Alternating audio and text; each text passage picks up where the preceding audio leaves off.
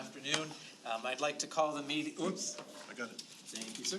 I'd like to call our meeting to order. It is 4:30. We are going to get going. The first item is the adoption of the agenda. I would entertain a motion to approve the agenda as presented. So moved. Is there a second? Second. It's been moved by Mr. Miglerino, seconded by Dr. Pingarelli. All in favor, say aye. Aye. Aye. Mr. Hutchinson, was that you? It was. Perfect. I'm not hearing him through this. Okay, It's over here. perfect. Next, I'd like to call up Mr. Aaron Parsons to lead us in the pledge. And following the pledge, we will have a moment of silence. I pledge allegiance to the flag of the United States of America and to the republic for which it stands, one nation, under God, indivisible, with liberty and justice for all.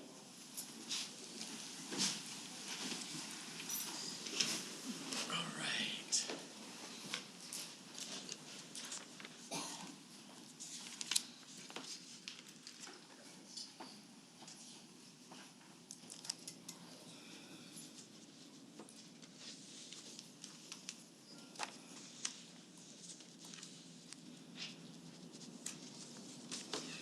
All right, moving on to item number 5. Approval of the minutes from the special board meeting as well as the executive session minutes? I still have to record it all. Okay, but we don't, Not the inside. okay. Oh, the outside, got it. So moved. Is there a second? Second. All right, any discussion? Hearing none, I'll call for the question. All in favor, say aye. Aye. Aye. Aye. Any opposed? All right, moving on to item number 6. Summary of current events. Mr. Donovan. Thank you, Mr. Chairman. As always, it's a busy and exciting time of the year. Our CTSO activities are well underway, and shortly we'll have a report back on how our students have done with that, as well as a lot of other great springtime activities with our students. I would like to take just a moment to mention this past week, our very own Maya Milhound was recognized at the National Region 5 ACTE, Association of Career Technical Education Conference, as the winner for the Arizona Fellowship Program and the promotion of career and technical education in the state of Arizona through a fellowship program, of which Maya is the chairman of that group and is doing good things. So we were very proud of her national recognition, or semi-national. It represents the 14 Western United States and American territories in the Pacific. So we're quite pleased with that. Thank you, Mr. Chairman. Anything else? Not this evening. Any members of the board have any public announcements, current events, conferences? Oh, let me indicate that last week I was able to attend the Arizona School Business Officials Conference, Spring Conference. It was one of the best attended ever. You know, what would make you really feel good is the recognition of West-MEC. Everybody recommend, really look at their programs, how they run it, and what they do. It's a real tribute to our staff, and I'm really proud to wear the West-MEC shirt there. So, and I went on my own dime, so we don't have to put anything in the board agenda. Mr. Chairman, if I could interrupt, I did forget one thing that I think our entire crowd and board will get quite a smile out of. Yesterday, I presented at a group of economic development officials for the cities of Maricopa County. So it was East Valley, West Valley, the whole valley. I was one of a panel discussion, and when I asked how many, there was approximately 100 people in the room, I kind of counted. When I asked how many have heard of West-MEC, I would say 92 hands went up. When I asked how many had heard of EVIT, about 20 hands went up. And that's exactly the opposite of where we were at 10 or 15 years ago when 100 hands would go up or even.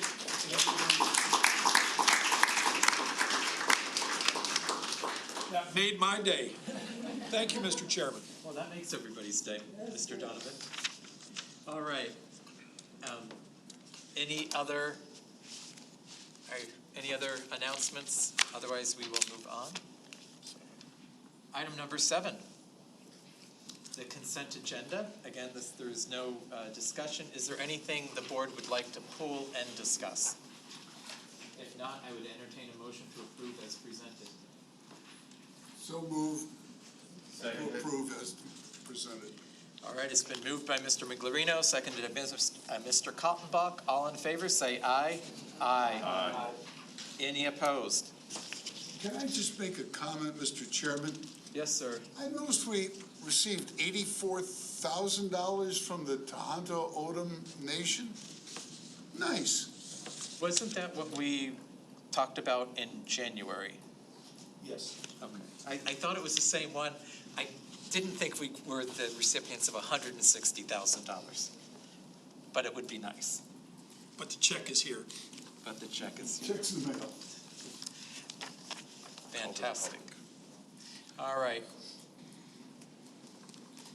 Number 8, call to the public.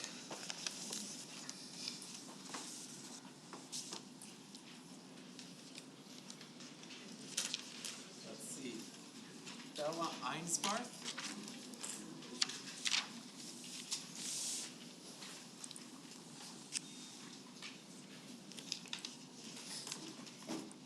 Hello, Governing Board Chairman, Governing Board members, and Superintendent Donovan.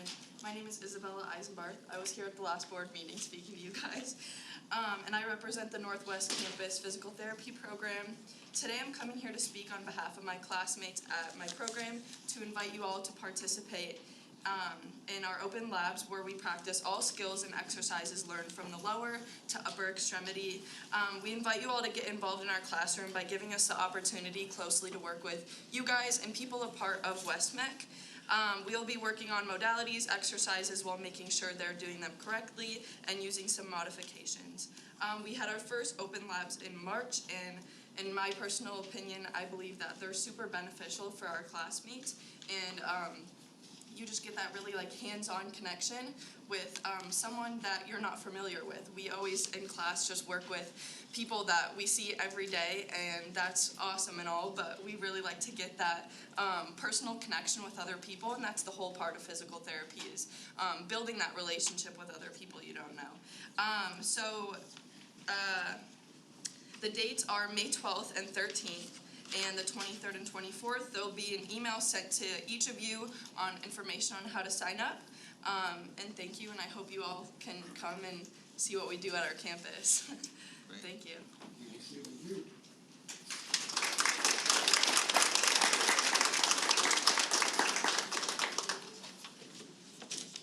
All right. Ms. Markham, I have 2 that have not been added to an item. I'm guessing they're probably number 12. But John Kakowski, Yes, sir. is he for number 12? And then Mr. Saranovic, number 12? Savornik. All right. Then we will save those for when we get down there. All right, item number 10. 9. Number 9. Oh, whoops. It's like this long on the agenda. Dr. Isom, you're here for the legislative update.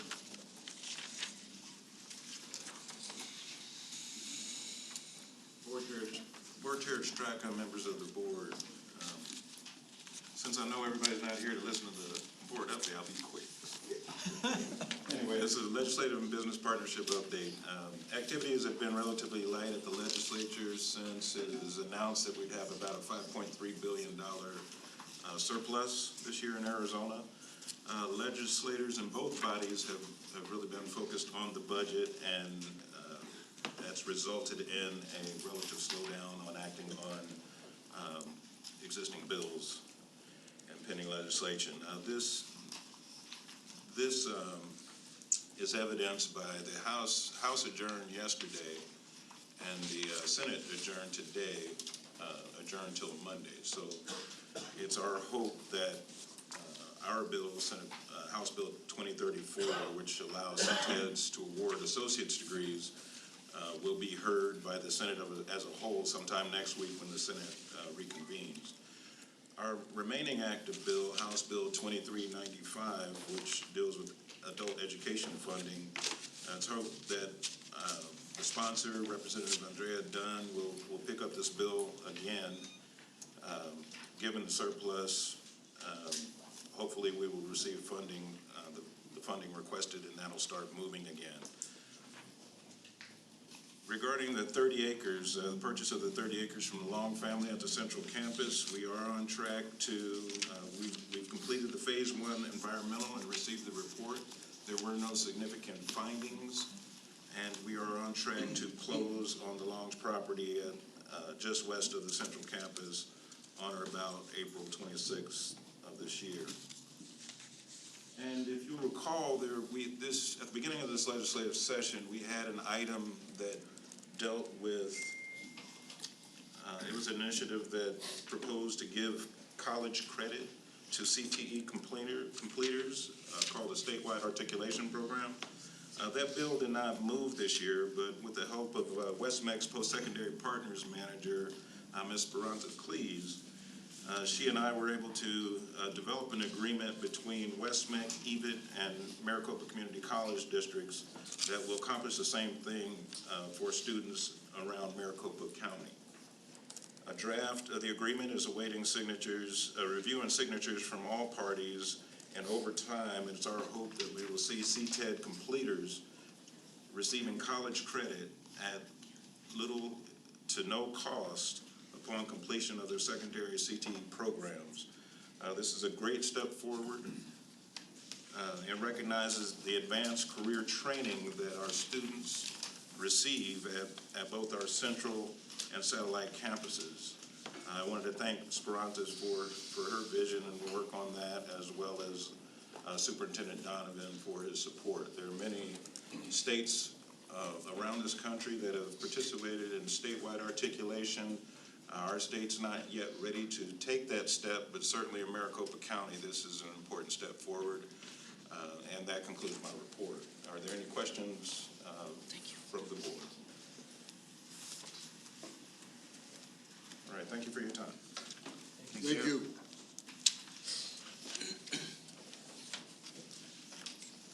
All right, now moving on to item number 10. Discussion of moving the board meeting from the 8th to the 1st. So moved. Second. All right, is there discussion? There is, Mr. Chair. Mr. So, thank you. When we were emailed this, I replied, I just want to know who's making the request and why, which is a very fair thing to ask. I'm not sure why it was added to an agenda when I was just looking for an email response. But now that it's on an agenda and we're going to do it in public, I'd like to know who's requesting and why. Thank you. Yep, thanks. Because our calendar is published, the board would have to take action to move it. And that's why it's an agenda item, Mr. Hutchinson. And I believe it came from a couple of people. It started with I believe Mr. Kaltenbach, because of conflicts with some of the CTSO programs. Mr. Chair, that's all the information I need, and I'm ready to vote. Thank you. All right, any other discussion? Hearing none, I'll call for the question. All in favor, say aye. Aye. Aye. Any opposed? All right, so staff will be ready on June 1st, a week early. Moving on to we never let Ms. Thompson talk about it. Oh, well, I'm sure she's fine with that. Well, Mr. Chairman, if I may, she may want to speak for a moment because this does put the squeeze. Just as a reminder to the board, this is always, the June meeting is the first review of the budget. And by moving it backwards a week, she may want to address that issue a little bit. We moved it forward a week. well, I'm saying it backwards, but she has less time to prepare some of the budget. I'll let her explain. Thank you, Mr. Chairman. Thank you, Mr. Chairman, governing board members, and Superintendent Donovan. You probably already read in your memo, and you did approve it. I just want you to know that if the legislature resigns or sine dies, and the Attorney General doesn't have time to do the forms before we can have them available to send to the board in the appropriate time frame, we will ask that you let us put them on the old forms until the Attorney General publishes the new forms, and then we would have to call a special session for you to approve the budget on the new forms with no changes. Which is not much different than we've had on other years, no Isn't matter much when we have the dang different thing sometimes. scheduled anyway, right? So, Same old. Same old, I just wanted you to be aware of it. Thank you very much. So does that change anybody's decision? No. Because it really won't change. 1 week will probably not make a difference with the Attorney General. Great, so we can move on to item number 12. Dr. Erb.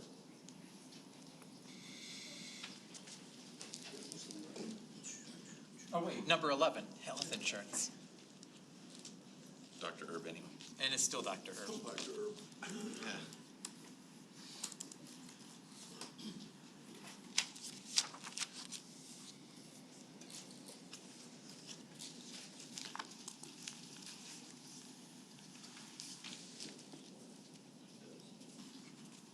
Chairman Stryker, members of the governing board, Superintendent Donovan, appreciate the opportunity to cover and share with you information on our benefits. We've had an opportunity to visit with some of the board members during this past month about our benefits.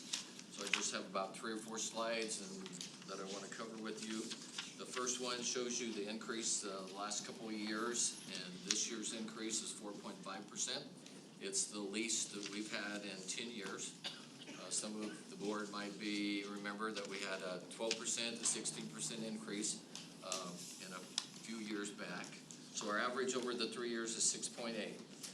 The slide of current participation, we have 106 total employees with support from family. I've listed there the employees that cover with spouse, children, and family. We have a total of 9. So that's a little bit of information for you. Not all our employees part-time receive benefits. They have to be working here with us over 20 hours in a month or a week. This shows you the premiums from a year ago to your left. The new 4.5% increase for our copay, our value in a high deductible health plan. The employee's currently monthly contribution, and then what it is on a yearly basis. Then all the plans, and the total contribution this year is $1,963,212, which is $84,780 for an increase at the 4.5%. Slide 4 shows you there's no monthly increase in our vision plan. That's been pretty consistent for the last 3 or 4 years. Delta Dental is outside our current medical provider. Their rates went up 96 cents this year to $33.02, which the yearly increase to an employee per employee is $11.52, and the yearly increase is $1,843.20. Questions were asked, why did we have such a good year when COVID and all the issues with our medical plan? I listed some of the activities there that our employees are participating in. We communicate with them on a monthly basis and on a weekly basis with wellness information that comes from our provider. We've stressed diligently to use urgent care if you can, instead of going to an emergency room, which is more costly.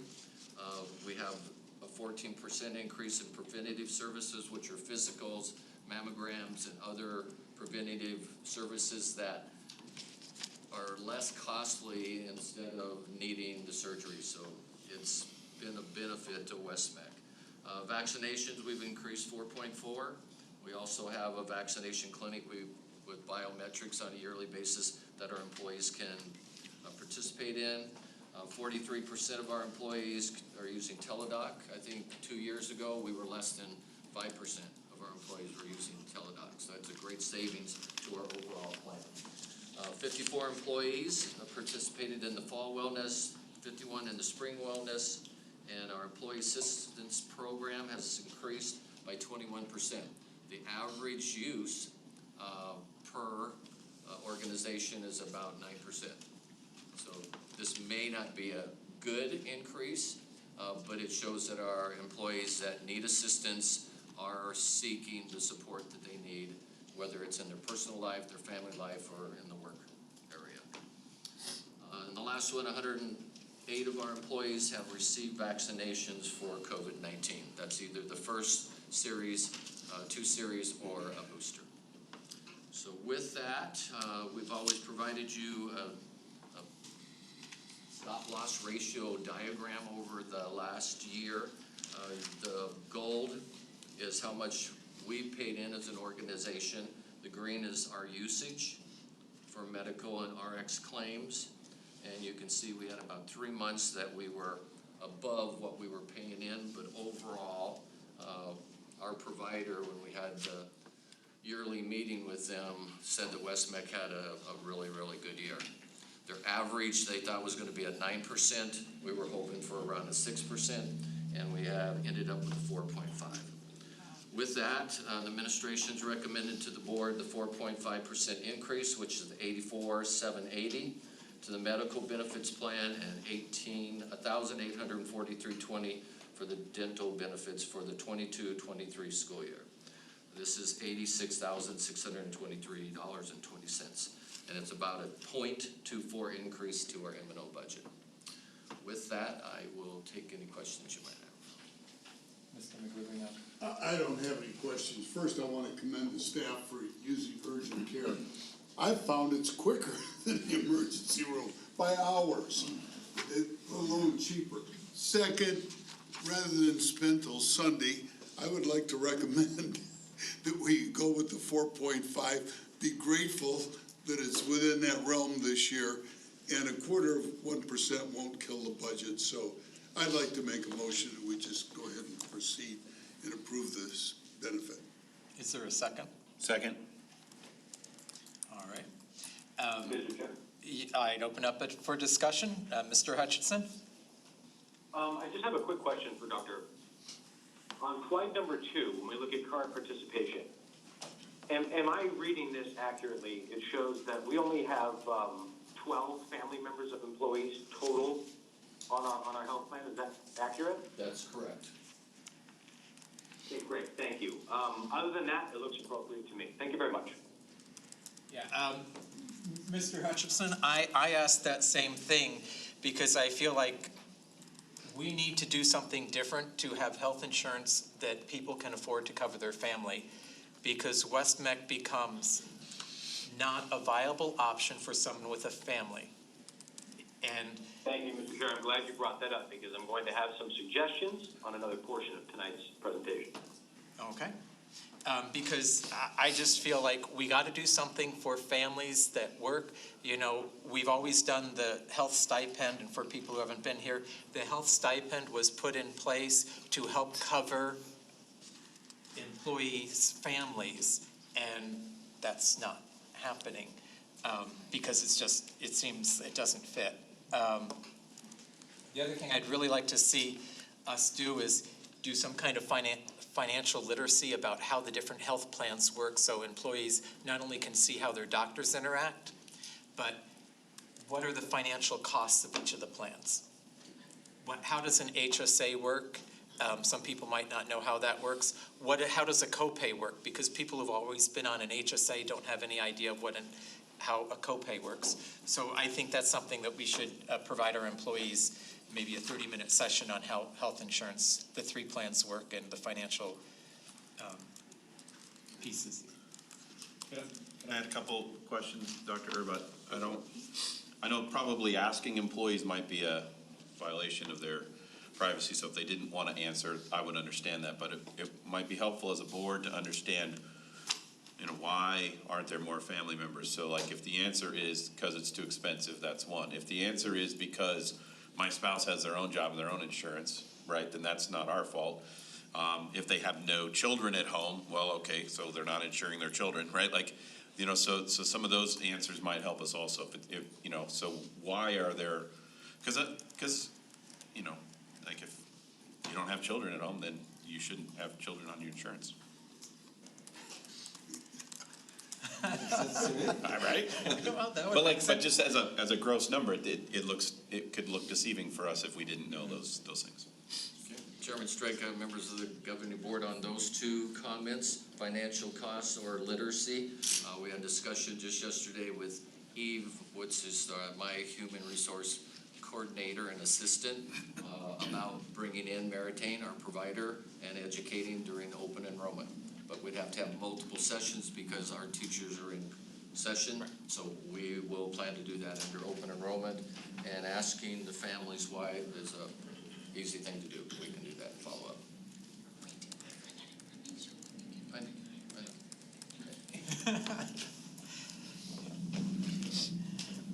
Any other comments, questions?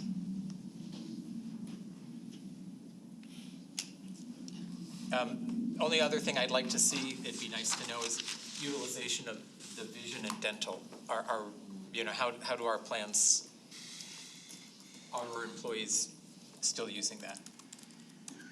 And then I didn't see anything about the dial-a-doc thing that we have provided. Is that gone away? It's also included in this cost right here.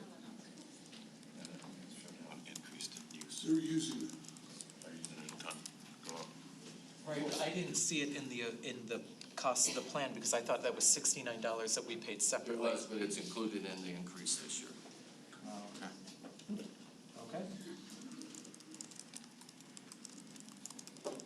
Any other questions? Comments? I'll call for the question. All in favor, say aye. Aye. Aye. Any opposed? All right.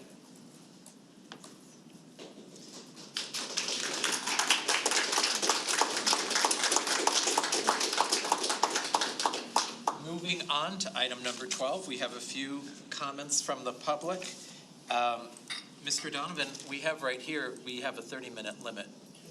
So as you come up to speak, you have 3 minutes, but also please be advised, I think I have 1, 2, 3, 4, 5, 6, 7, 8, 9. Okay, we only have 9, so we can go from there and won't run over. So first up is Brody Whitaker.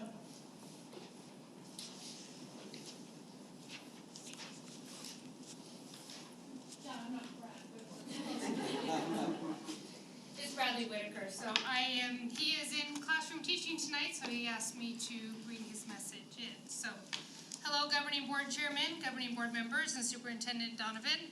My name is Brad Whitaker, and I represent the IT Security Program and other instructional staff at the Northwest Campus.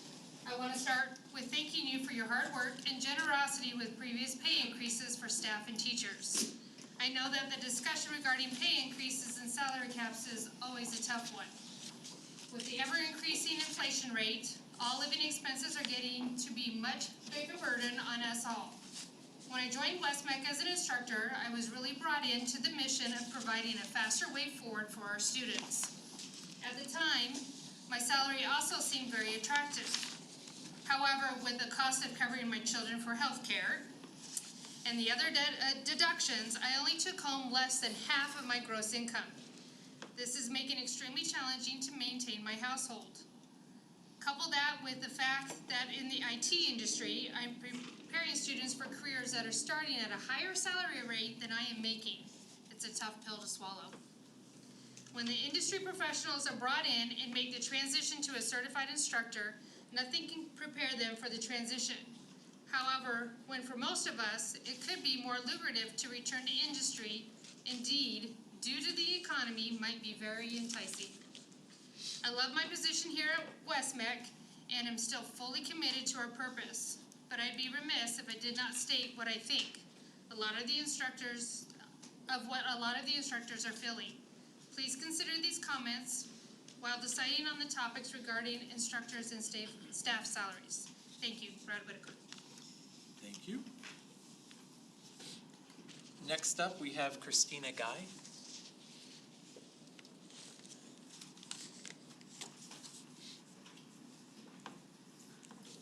Good evening, Chair Straka, Governing Board members, and Superintendent Donovan. My name is Christina Guy, and I'm the campus counselor at the Northwest Campus. I would like to thank you for giving the opportunity to speak tonight. I have been at West-MEC for 5 years and truly believe in my why for being here. I am confident that you also believe in West-MEC, or why would you be here? In the past 4 years, I have been eligible. My coworkers and I have been given a raise by the board in some capacity. For that, I truly thank you. I thank you and ask you to consider the plan being proposed tonight. The suggestions given still keep West-MEC financially or fiscally responsible to our community while allowing staff to catch up with our economy.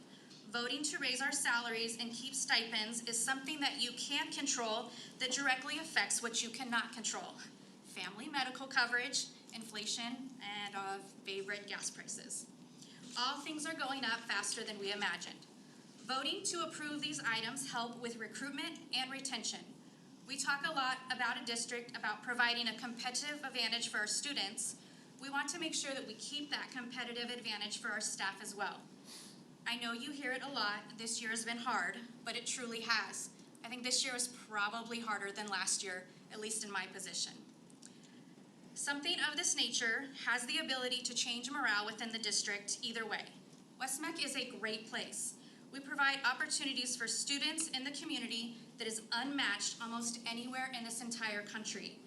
Thank you for serving West-MEC and working continually to make decisions that keep us steps above the rest. Thank you for your time. I appreciate you. Thank you. This is a note that the board cannot respond to anybody's public comment, so it's not, we don't appreciate what you're saying. We just can't legally respond. So up next is Haley Adams. Oh wait, do you need to read that one, Mrs. Markham? Did you want to read it? You're welcome to read it. Good evening, Governing Board Chairman, Mr. Straka, Governing Board members, Superintendent Donovan. My name is Haley Adams, and I am proud to represent several of the West-MEC Northeast Campus staff members with this message. I have had the honor and privilege of serving as a West-MEC veterinary science instructor at the Northeast Campus for the past 8 years. Over that time, I know the world has changed. Inflation, the pandemic, educational funding, and many other global and non-global events have changed the day-to-day lives of many. The one thing that I know that has not changed is the passion and purpose that every single employee at West-MEC comes to work with every day. As a teacher, I have seen firsthand the impact that a passionate teacher has on the lives of students. We are preparing the future workforce, the future leaders of tomorrow. Teachers are oftentimes the only person that is encouraging and advocating for the students. I have seen how the counselors make connections with the students through discovery meetings, how the front office staff greets students by name, and I know the multitude of behind-the-scenes actions completed by the many support staff at West-MEC. Each and every staff member works daily to provide the best to Arizona's future. I am here to ask the board to consider eliminating the salary range caps on current salary ranges. Inflation and the overall cost of living is going to continue to rise. If West-MEC's valuable staff is unable to cover that increase because of salary range caps, unable to pay for their families to eat or have shelter, they will find other employment, the loss of which is unmeasurable. West-MEC recently received over 380 points on our Cognia evaluation, according to Stephen Welch, a recognition that has not been achieved by any school for the past 10 years. This was accomplished by the hardworking and passionate people that West-MEC currently employs. This record-breaking score was achieved by the staff that works hard every day fulfilling West-MEC's purpose and vision. Recognizing their hard work by allowing them to financially care for their families would be a generous gesture. I fear that if West-MEC is unable to do so, we will continue to lose passionate people. I ask that you consider providing a retention stipend as well. This again will help staff and their families pay for gas, groceries, and other necessities. West-MEC's vision is to empower all students to participate fully in the economy by providing and enhancing career and technical education. This begins with the West-MEC staff, our teachers, our administrators, C&I coaches, and all the individuals that 5 support. seconds. Pardon? 5 seconds. Please provide the staff with financial security you guarantee that the passionate staff will stay and continue to prepare for Arizona's future leaders. Thank you. And if anybody would like to read the rest of the letter, I have that here as well. Nick Shoemaker, are you going to read? Do you want me to read that one and we'll alternate? Because it's only one page. Sorry. Good evening, West-MEC Governing Board. Good evening, Board Member Chairman, Mr. Straka, and Governing Board members. I'm writing you to consider the removal of the salary caps. As you know, West-MEC instructors are required to be masters in their technical field and instructor certified. These are highly valuable credentials that took years to earn and master. I have been an instructor at West-MEC since 2012. Last year was the first year I did not receive a pay raise due to the salary cap. In fact, my pay decreased due to the increase in medical insurance plans. I know that did not intend for anyone to take home less than they did the year before. In fact, it was said during the board meeting. But the fact is, I and multiple others are taking home less than in past years. So in good faith, I signed my contract knowing it was for less money and prayed that this would be set right in the near future. I know that several key employees chose differently than I did. They chose to leave and explore other opportunities after decision was made not to address the salary caps. We are forced with another year that the long-term loyal employees may have to move forward with West-MEC without a cost of living increase. With today's inflation, I'm not able to keep pace with these increasing costs on the same lower than previous year's salary. This makes me contemplate leaving a job that I love for a job that will pay my bills, and yes, facing that decision hurts my heart. I am certain I am not the only person in that situation, as this will eventually affect current and future employees here at West-MEC. I pray that they will not have to make a hard choice that's affecting us now. I hope you consider lifting the salary caps for prolonged future and growth at West-MEC. Thank you, Nick Shoemaker. I did it in less than 2 minutes. All right, next up. I'll skip to the next one so that you don't have to read. Matt Still? All right. Governing Board Chair, Governing Board members, and Mr. Superintendent Donovan. Hello, my name is Matt Still. I have been a West-MEC teacher for over 9 years in the aviation and power sports programs, so a couple of years at aviation and a couple of years at power sports. I'm here today to address 2 issues, West-MEC culture and climate and retention. As an employee who has a chance to see West-MEC grow, I've been able to notice quality of changes in our programs and the negative. From the 40 staff members I began with at West-MEC, it has always felt like a family. Everyone supported each other, and everyone cared about my success as a teacher. I was able to become a better teacher due to the support and work of our network. It was not long before I learned that working for West-MEC was a very desired goal by many of our CTE teachers. The district was a pinnacle for many, and work demonstrated that. As time has moved forward, we have added 3 campuses and over 100 staff members. I've seen and felt some changes to our atmosphere. Teacher turnover, negative comments about teaching positions, and programs that have been paused or removed due to staffing are examples. A specific example of this feeling of change and climate is when I was told there was a COVID stipend being discussed to provide compensation for changes in how we teach. I was extremely surprised to hear that this is voted down by a governing board. As a teacher, we had to go online. I had to make changes to my home, create a suitable online workspace, and get supplies that I cannot get from campus to use in virtual lab demonstrations. All things I didn't blink at, as this is what I needed to do for my students. Financial reimbursement for this would have gone a long way in feeling supported by the district and showing my work was noticed and appreciated by my employers, not just my students. Not that compensation was critical to me. However, this was probably the first time I felt like West-MEC was more of a business than the family that I began with. As a West-MEC teacher, I am asked over and over why I do this job. With my multiple industry certifications in aviation and mechanics, I have many opportunities available to me in industry with no caps on my pay scale. My answer has always been simple. I love what I do. West-MEC takes care of me. Unfortunately, I've seen my benefits change almost yearly. With that added cost, every raise I've earned seems to be diminished by rising cost of benefits and cost of living. I really have not seen a noticeable change in my take-home pay from my first contract until now. I will now soon be reaching the top of my pay scale. There will be no more further opportunity to continue to try and stay close to the rise in inflation. This has given me no other option but to get in the process of looking outside of West-MEC for future opportunities. I have said that I do this job for the love of it, but we all know bills need to be paid.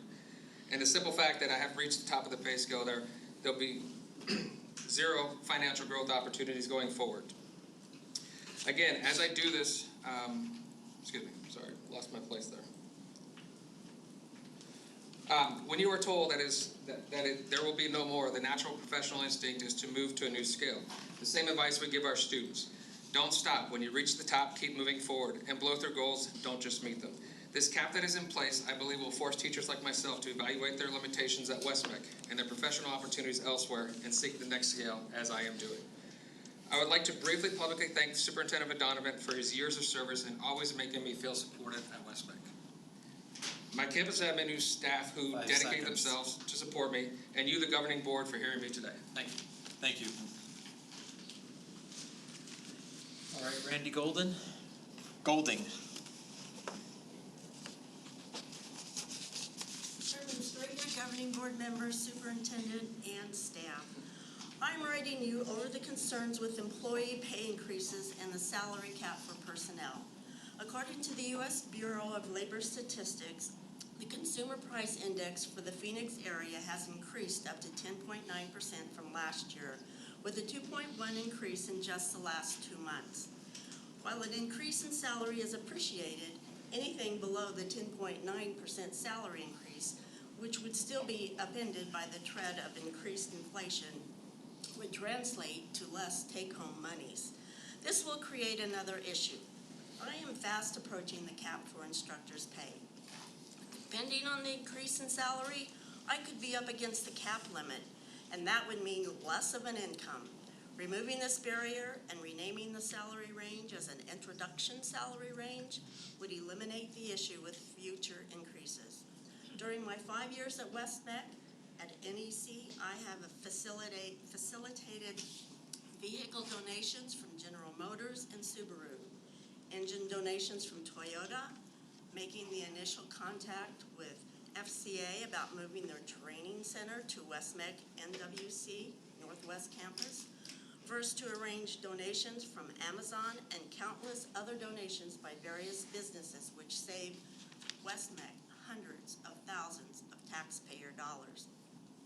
With my salary as it stands, I'm using my savings to offset basic living expenses. Will I be able to support my family this upcoming school year staying employed at West-MEC?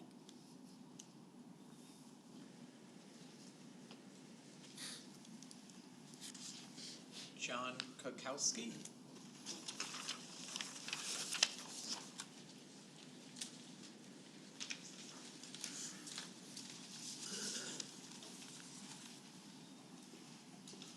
Hello, Governing Board Chairman, governing members, Superintendent Donovan. My name is John Kokowski. I'm the Systems Administrator here for West-MEC. In other words, I do IT stuff. So I've been with the district 8 years now. And before that, way back when I graduated Ironwood High School, attended CTE programs there, kind of what drew me back to West-MEC. The reason I'm here tonight is just to speak, I guess I don't want to be the official spokesman, but speaking on behalf of the community members behind me, we are all part of this community. Folks live in El Mirage, folks live in Buckeye, folks live in Glendale, Phoenix, Anthem. We're all from the West Valley back there. So we go to church, we eat at restaurants, we shop, we do all that stuff, and it happens in the West Valley.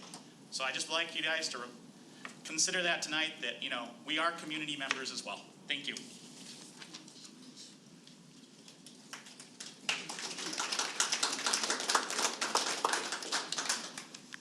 Next up is Mr. Savornik. Well done, sir. Had to get it right one time. Thank you, President Strika and governing board members. My name is David Swarnick, serve as the campus admin at Northeast Campus. This is the echo chamber. You've heard, I'm not going to say anything. The best is not being saved for last here. Trust that. Sorry, Dr. Erb. I would ask that you approve the removal of salary caps and provide the recommended salary increases to all staff. On the topic of salary caps, it seems like red circling employees is a potential deterrent to the recruitment and retention of employees and staff. It's good for budgeting, seemingly bad for production. Consider removing this potential deterrent. As I think it through, I think perhaps we have a window of opportunity to be proactive and not reactive in our approach to recruitment and retention of qualified staff through the approval of what's being presented tonight. And I would ask that we take advantage of that window of opportunity. Here at Westmech, we're fortunate not to have to deal with the issues that perhaps other school organizations are dealing with and across the country. Some of it is by self-imposed, some of it is choosing to navigate. For example, CRT, the ill-defined triune of diversity, equity, and inclusion. What does that mean? Multiple other difficulties, and again, certainly admittedly, these are self-imposed by districts often to their own demise, but Westmech is fundamentally a competency-based model with an agreed-upon mandate to provide equal opportunity for all, bar none. And equal opportunity is not to be confused with equal outcomes, and that's an important distinction. Westmech is known for its fruit. We mentioned the highest cognitive score in the state. High TQI evaluation scores, documented high attendance rates, documented high student achievement on the ADE technical assessments, documented high placement rate, documented high percentage of students earning industry preferred and required certifications, documented positive impact on local economies, and evidence of fiscal responsibility. With this in mind, I ask the board to support public educators who uphold these fundamental American principles. And it caused me to think, I wonder, if we choose not to, are we actually saying that we will not support public educators under any circumstance? And that's an ideology, and ideologues have proven to be historically dangerous in our great country. So again, I would ask that you approve the removal of salary caps and provide the recommended salary increases to all staff. I sincerely thank you for making Westmech great. I thank you for keeping Westmech great, and I thank you for your time. Your efforts and your work and our district leadership efforts and work are deeply appreciated by all, and most certainly at the Northeast Campus. Thank you. Thank you.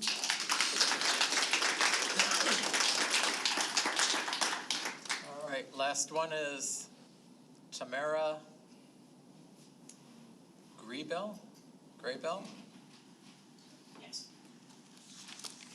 Good evening, Mr. President, members of the board, Superintendent Donovan.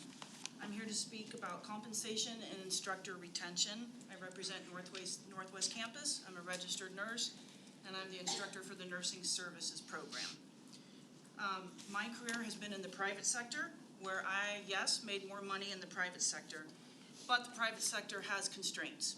Limited vacation, weekends, holidays. So I'm grateful for Westmech for everything that Westmech offers me as far as compensation. But we are living in a time of turnover. The evidence consistently shows that a consistent instructor in the classroom improves student outcomes. Westmech is a CTE district, and I believe in that model of work-based learning, instruction, CTSO. What is making me tired as an instructor here at Westmech is that I am responsible for all of it. I am a fundraiser coordinator, a clinical coordinator, a housekeeper, an inventory manager, a program coordinator, and then I'm an instructor. I believe that I'm performing the jobs of 2, if not 3 people. My effectiveness as a teacher is limited by this. I understand the conventional wisdom that performing 2 jobs offers a bigger budget for salaries. I also understand the conventional wisdom that we should have the kids engage in real-life work experiences. However, we tiptoe into unpaid labor. I'm not suggesting the West-MEC model is ineffective. West-MEC has its outstanding outcomes. Everyone wants to be effective. I'm asking the board to consider adding positions to support this model. Compensation and retention are more than salary. Does your budget reflect the values of your community? A budget is a reflection of values. And right now, teachers are stretched. Do teachers have as much support as administration? I don't have an administrative assistant. I work as a program manager with limited support. Do we have the support we need? Does your budget reflect the values of your teachers and community? And I ask the board to consider that in your deliberations. Thank you. Thank you. All right, that is all I have for public comment. I asked him. He changed it on me.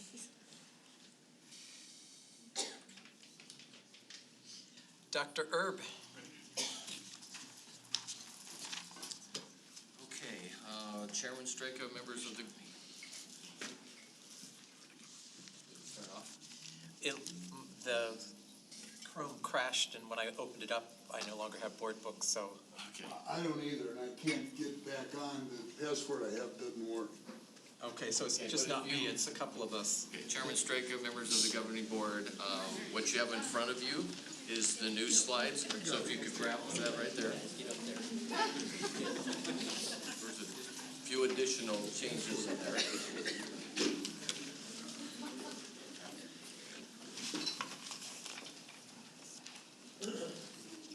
That's right, I got it here.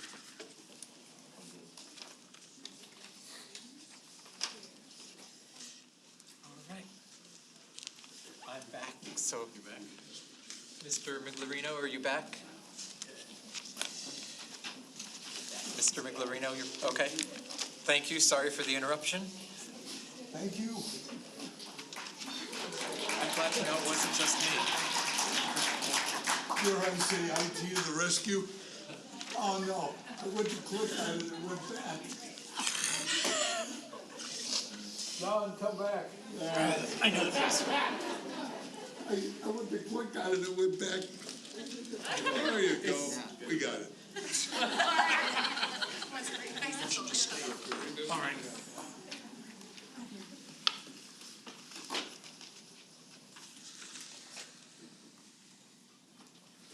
Now we're good? Okay. I think he's good, so. Okay, Chairman Straka and members of the governing board, appreciate the opportunity to go through the slides. Some of it's been said tonight, so I'm not going to try and be too repetitive. But from what you have in front of you, I would just wanted to tout, we had 6 pages of accomplishments for West-MEC that they've accomplished in the last year.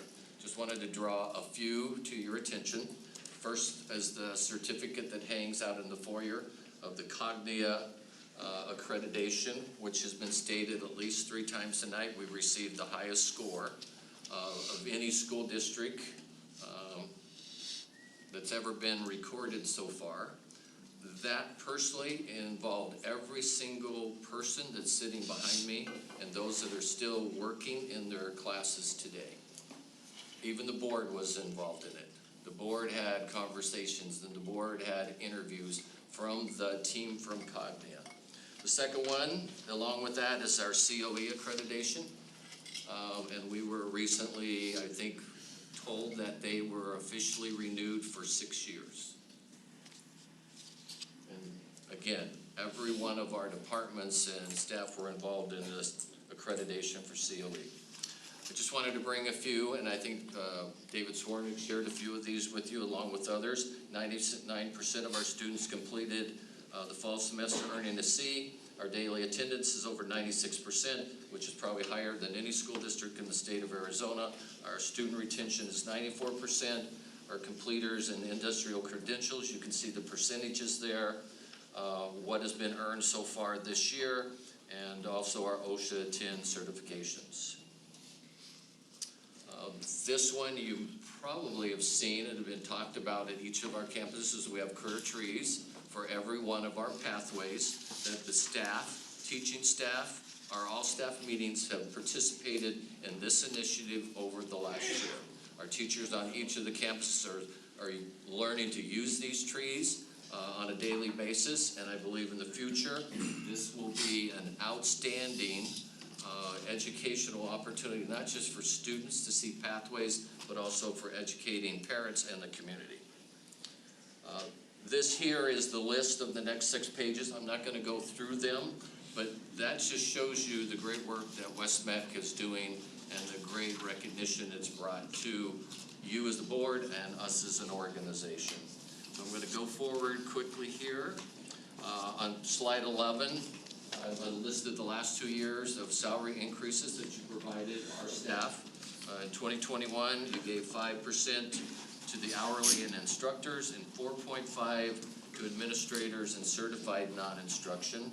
And last year, you provided 5% to all of the organization and all of the groups of administrators, certified, exempt, and instructors. The Arizona State retirement system, I could say it's good. It's gone down this year. It's a little bit of savings to a staff. It went to 12.17, or will be moving. For organization-wise, it's a savings somewhere between $28,000 to $30,000 we'll save from our organization paying into to state retirement, because we have to match their funds that the employees contribute. Our inflation rate, I updated the U.S. rate. It was in the paper today. It's up to 8.5%. In one of the presentations, they said 10.5%. I did not update the state and Arizona's inflation, but I believe it's probably over the 10.5%. And I did this from a presentation that was in the paper in February. So that's a little bit of the background. The next 3 or 4 slides, I'm not going to go through each of them, but currently on the left-hand side, you have the organization and those that have already approved salary increases. So if you look at this one, West-MEC's doing it this evening. PEMA added $1,000 to the base salary and $2,000 for retention and ESSER funds. EBIT approved their 6% increase and $1,000 retention, and they also covered the increase of the cost of health insurance, which the board did in the earlier agenda item tonight. Deer Valley is pending. They did a presentation last month to their board. They're looking at 6% and 5%, but they're breaking it down into a percentage and into a stipend. Dysert's already approved theirs, and they're looking at a possibility of another 1% somewhere either at the end of April or May. Paradise Valley, it's pending board approval. In a handout, I just got the Paradise Valley update yesterday on their ranges, but they haven't made a decision yet on increase for next year. Tollison's already approved theirs. They had a minimum of $3,500 to every employee, or if it was greater than that, they gave them a 5% increase. Tollison has been the leader in the West Valley in increases over the last 5 to 6 years. Peoria's pending board approval. Alfrea's approved theirs, and Glendale Union is still pending. And slide 15, you have the comparisons of member districts throughout the West-MEC attendance area. The highlighted ones in yellow are those that have ranges that exceed our current ranges. And I think most of you have had a chance to look at these, so I'm not going to draw attention to any certain one. I have a slide of EBITs and PEMAs that I'll show you in a minute. These are 2 neighboring districts, and if you look at the Alafria initial placement compensation guide, you've heard the question tonight, why do we have a cap, why do we have a cap? I'll explain that in just a minute. And you can see last year's administrative salaries compared to this year. This one's a little hard, but if you had a chance to look at it, they're broken down into tiers, and you can see the salary ranges of hiring. It's an initial placement range again. It's not a cap. They receive the yearly increases that the board approves. Slide 19 shows you the principals and assistant principals starting salaries in Tolleson. And they were included on the previous slides that show all of our comparison.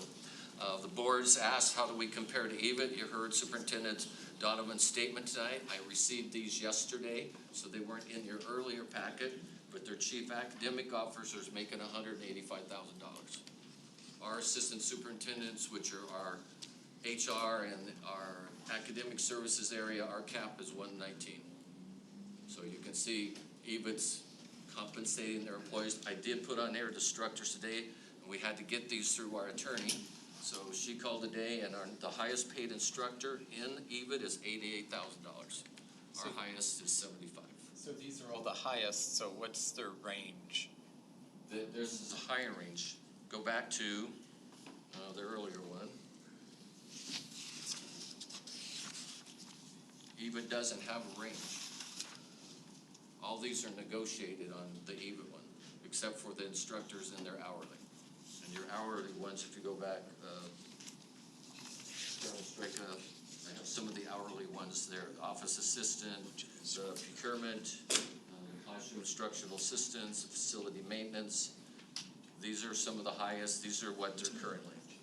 Career services is 48 to 68.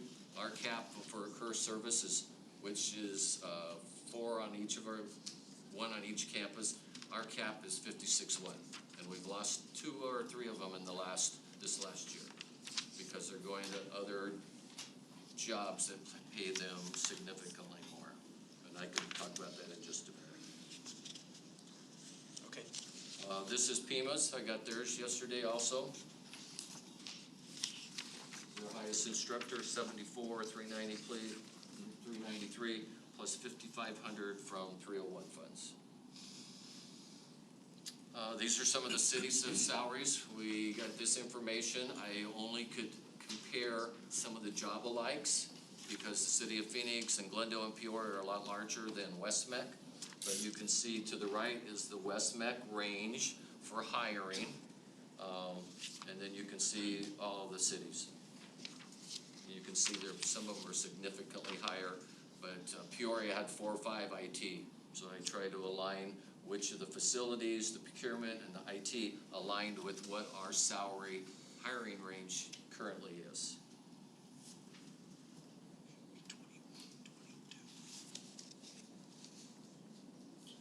This is initial placement schedules.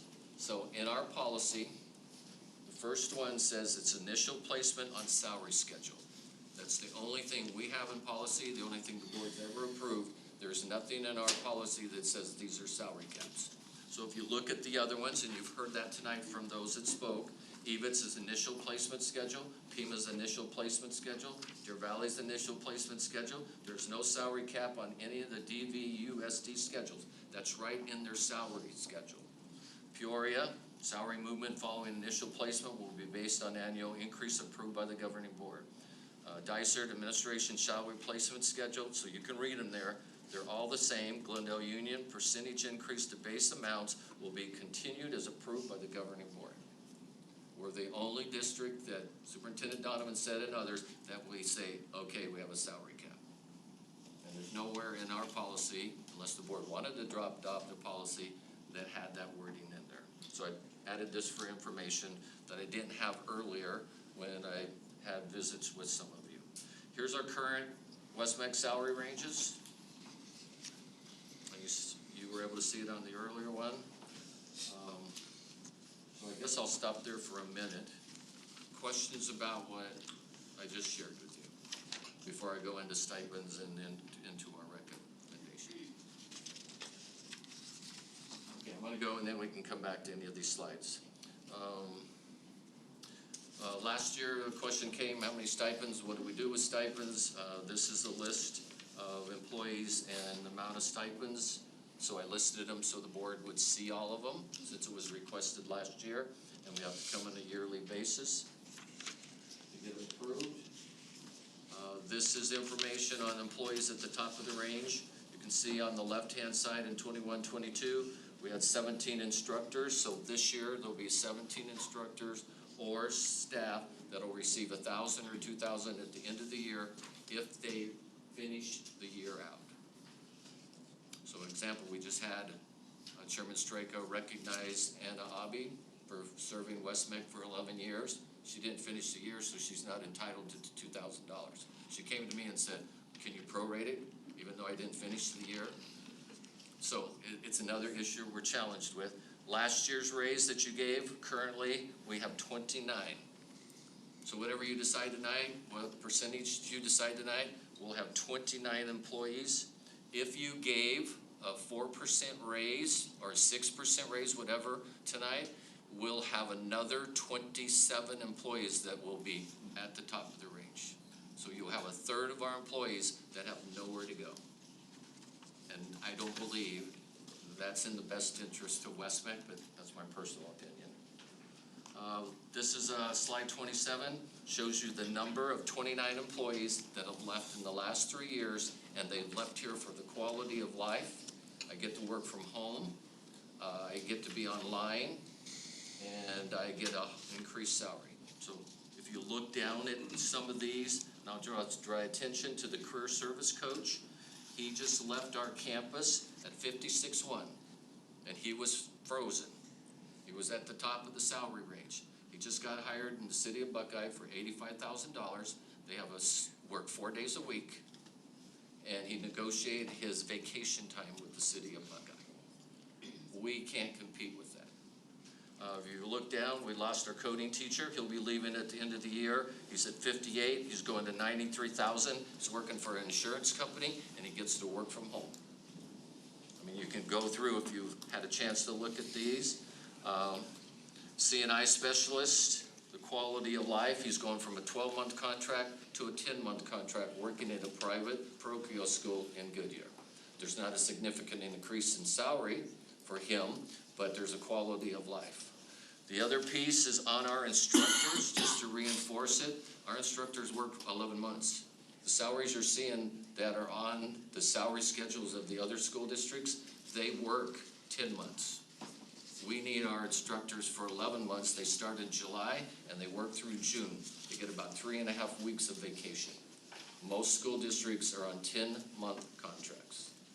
So that's significantly different than our member districts.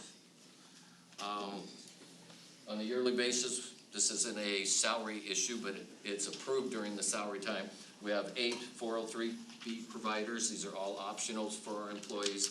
And so part of our motion tonight will be to continue with these 8 and approve them. So with that, our administration recommendation is to remove the top of the salary ranges for all positions. And on a yearly basis, if you give us 2%, 4%, 5%, whatever it is, they continue to move on the salary schedule. Use the ranges as initial placements. Continue the current stipends that were listed for our employees. A salary increase of 6%. The total impact on the budget is $692,000, and is a 1.79 increase to our overall budget. Second part of it is currently West-MEC has $3 million in ESSER funds that need to be spent in the next 3 years. ESSER funds we are recommending be used for retention. $1,000 for employees that return here to West-MEC in August, and then $2,000 if they remain with us, that would be given to them in May, or paid in May or June. And then the retention stipend expenditure of the $3 million for this year would be $612,000. And then finally renew the 403B providers for the 22-23 school year. So with that, I will stand for questions, and I can go back to any of the slides if you want me to go back and review any of them. So Chairman Straka, I turn it back to board discussion. All right. What I would like to do is I'd like to, instead of having one giant motion that we discuss for 5 hours, I'd like to break it up in pieces if we could. I think the thing that we can knock out quickly is I would entertain a motion to approve the 403B plans. So moved. Is there a second? Second. It's been moved and seconded. Any discussion? Mr. Chair, Yes.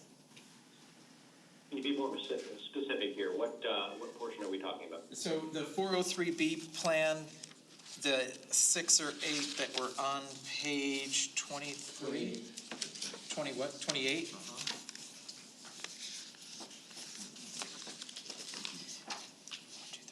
The 8 that are on page 28, they are AXA, Plan Member, Security Benefits, Vanguard, MetLife, Fidelity, Franklin Templeton, National Life Group. So we would continue those for the next school year. Thank you. Hearing no other discussion, I'll call for the question. All in favor, say aye. Aye. Any opposed? All right, so we've knocked the easiest one out. Let's move on. I'm going to go on by, I think I'm going to go almost backwards. Stipends. The only thing I didn't see last year, we had the number of stipends. And I think the board's direction last year was if there's any new stipends, they would be brought to the board for approval. I don't recall having any, so can you tell us how many? I think the only one that has a number is, the first two are all staff, and then phone stipends is how many? Say that again. How many people are in the phone stipend? I'll have to see if I have it. I brought up a lot with me, but I don't know if I have that number.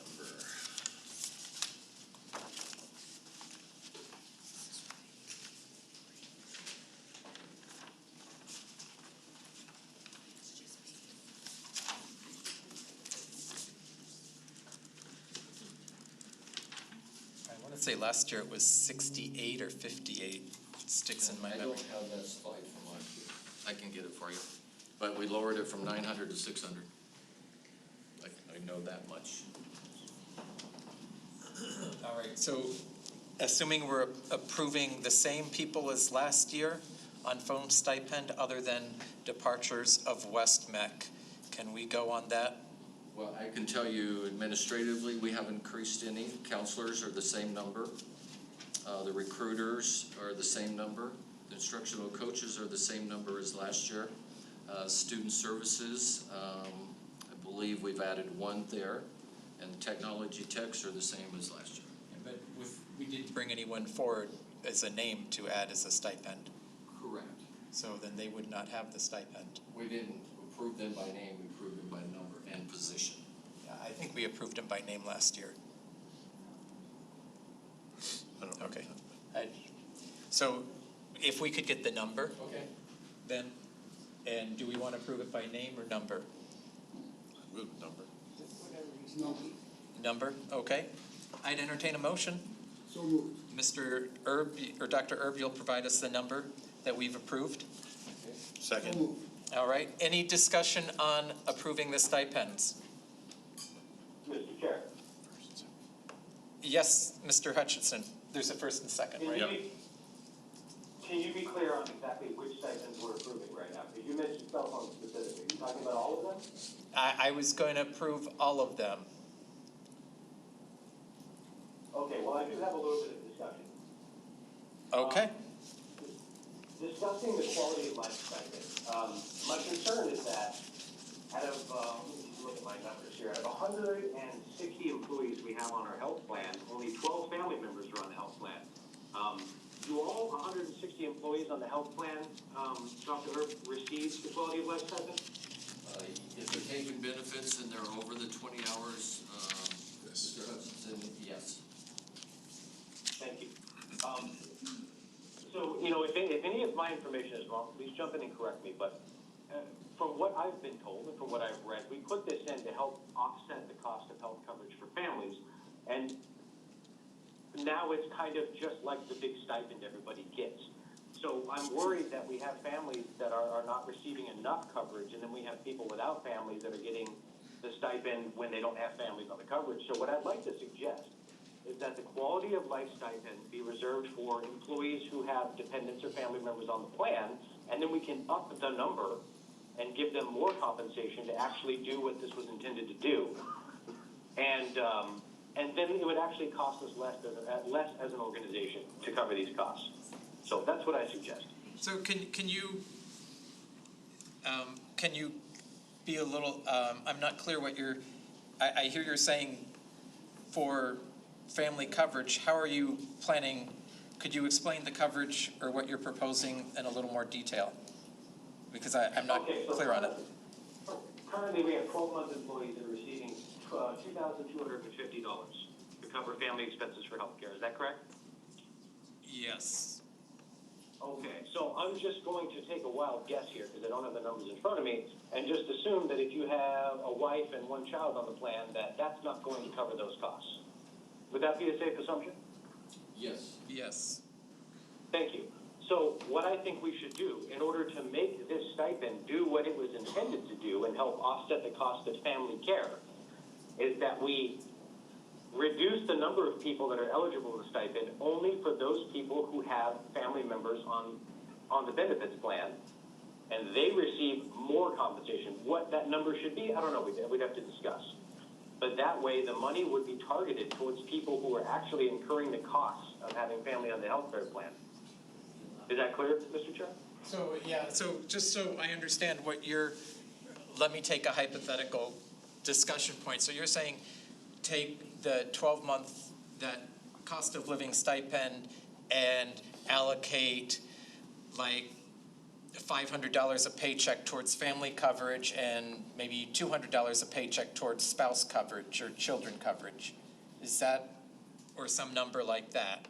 That's a bit more specific than I was going into, and it's the quality of life stipend, not the cost of living stipend. But if our intent here is to help cover healthcare costs, then that seems like a more effective way to do it.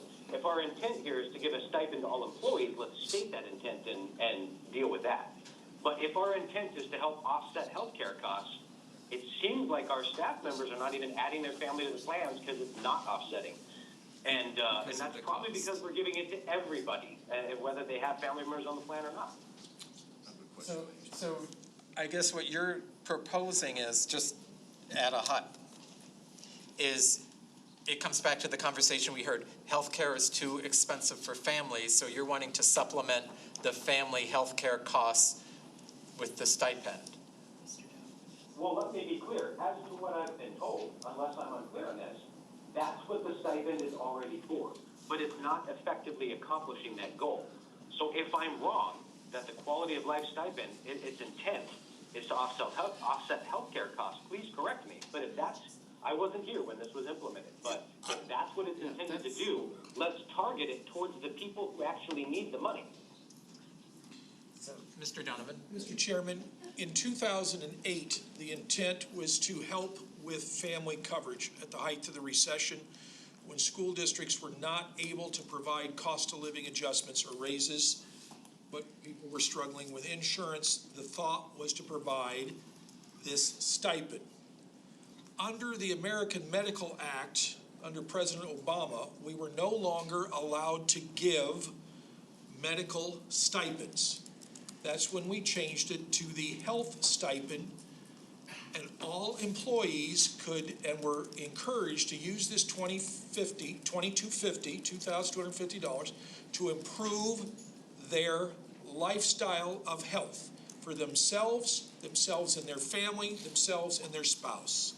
Whatever that took to improve their health, quality of life stipend, gym memberships, purchase a bicycle, purchase an exercise machine, that kind of stuff, new running shoes, Mr. Straka, those kinds of things, quality of life improvement. We had to shift a little bit because of the AMA Act. Today, we do go back to that original intent. Yes, everyone gets that.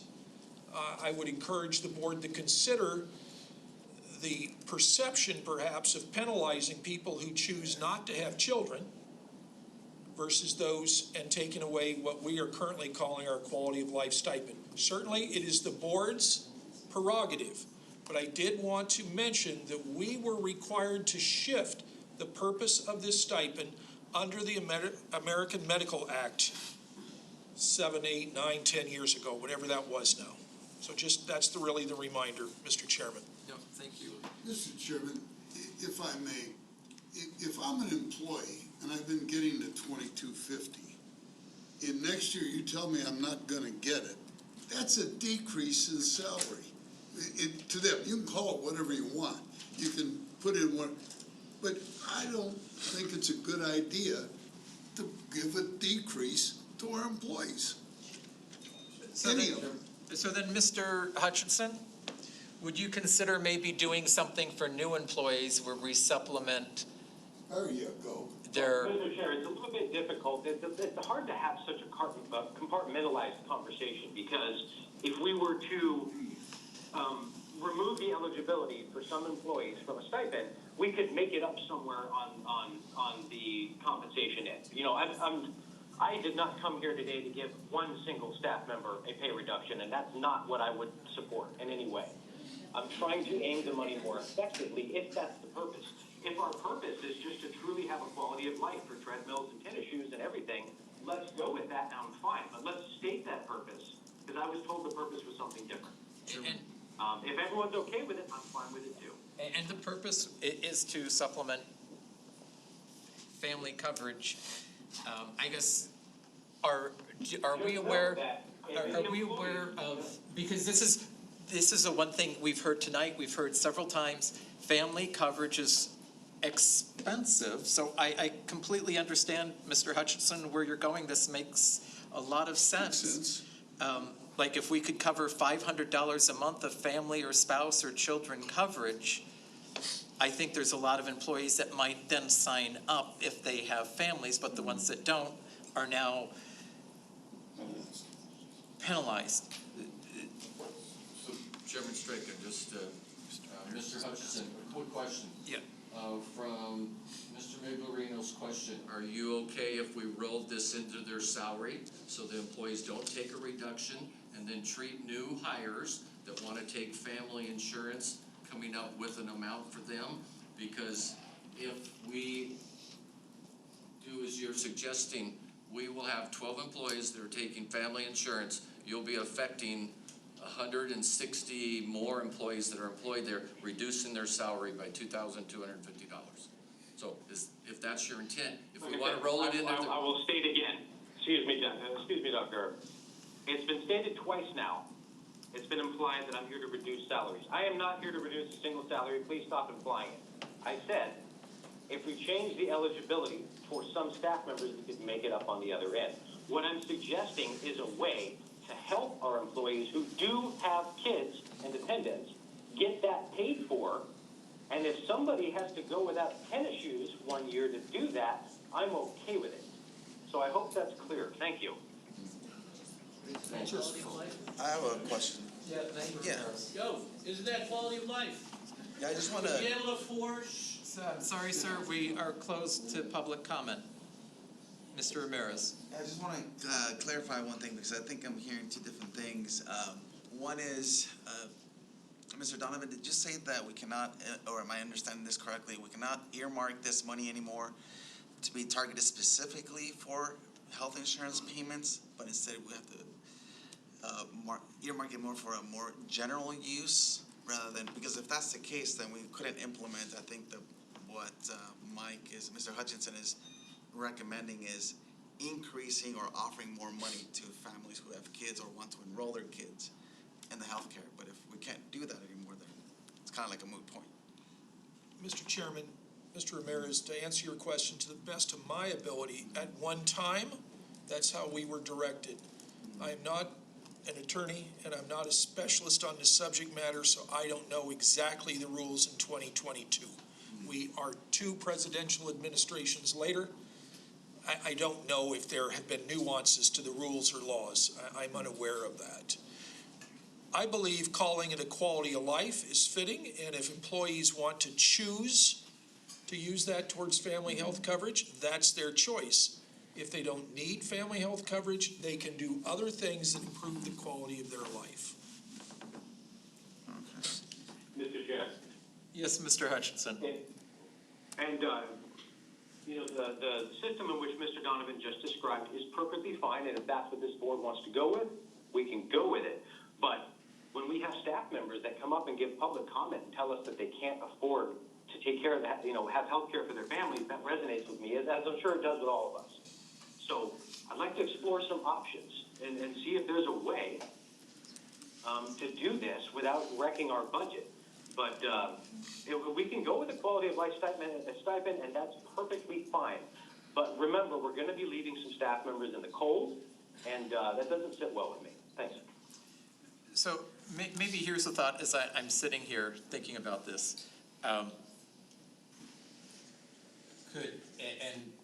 it's just a thought process. Please don't shoot me. I'm thinking out loud.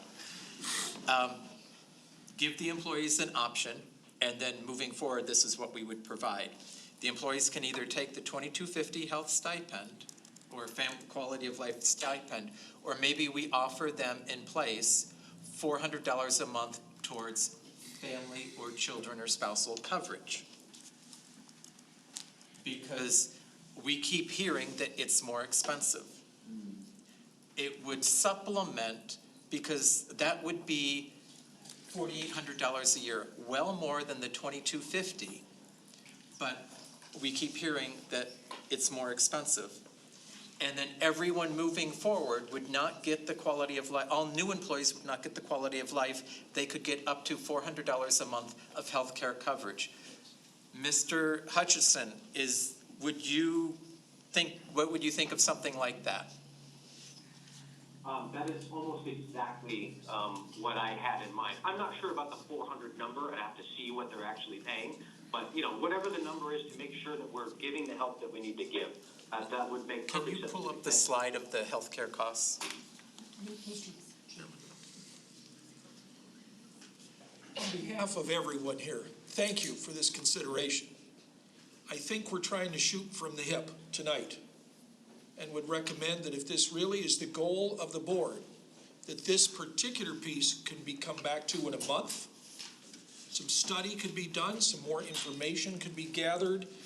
Mr. Hutchison is saying I don't have the total costs in front of me. To truly help our families of our employees, probably needs a little bit more than just right now saying, hey, I got an idea, let's try to do something.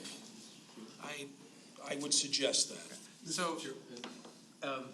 So maybe, real quick, I think what we're hearing is we should suspend the quality of life approval at this time and maybe go forward with the others.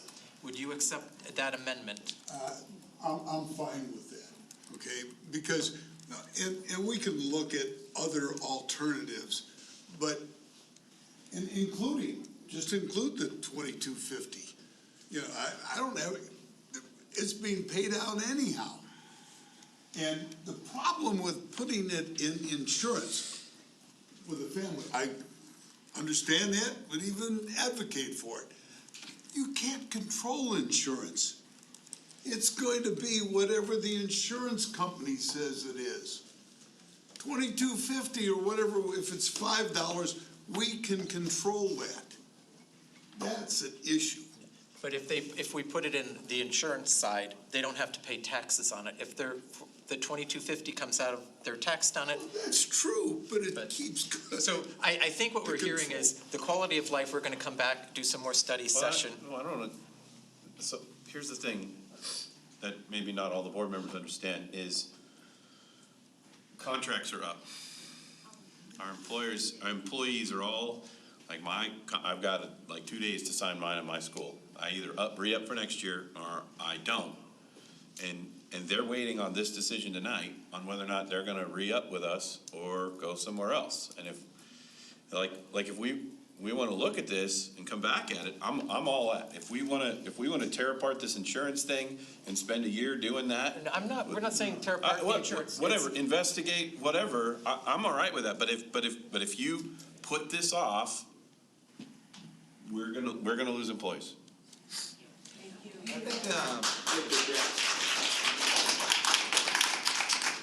I think the intent here is not to give, sorry, Mr. Hutchinson. I think the intent here is not to give employees less money, but to figure out a way to help those that want to include their spouses and their children, and currently can't because it's unaffordable, give them the resources to be able to add children and spouses to health insurance, and obviously we don't know the legality of this. We can't earmark it as purely for health insurance premium. You can use it for quality of life, but I'd like to find a way to be able to include spouses and children in healthcare plans for those who can't currently afford it. Mr. Hutchinson was on. Dr. Pingarelli, did you have a comment? Well, no, I like what the discussion that has ensued. I noted not only through the testimony from employees tonight, but and the previous board meeting or the board meeting before, an often cited issue with our employees, and it was at least 3 or 4 employees, was I have a family and I like the insurance, I like everything for myself, but I can't cover it. It's astronomically expensive. And just to give you an example, a state employee for employed by the state of Arizona, the cost per month for spouse and the employee is, I don't know, roughly about $130, $140. So now we have an employee here at West-MEC. We cover essentially most of the cost for that employee. And that covers a lot of people, except those 12 individuals. And so that, or families, members, employees that have families, they're struggling. And so, and I agree with that, on the salary that they're provided, that's a big cost. And that's not only occurring in our district, but that is in other districts also. So I like the idea of certainly not taking away the quality of life stipend, okay? But I do like the idea, I don't want to do that, but I like the idea of figuring out a way to take care of those family members or those employees that have family members, because it is critical. And this is an extremely important issue to me because of the cost of health care.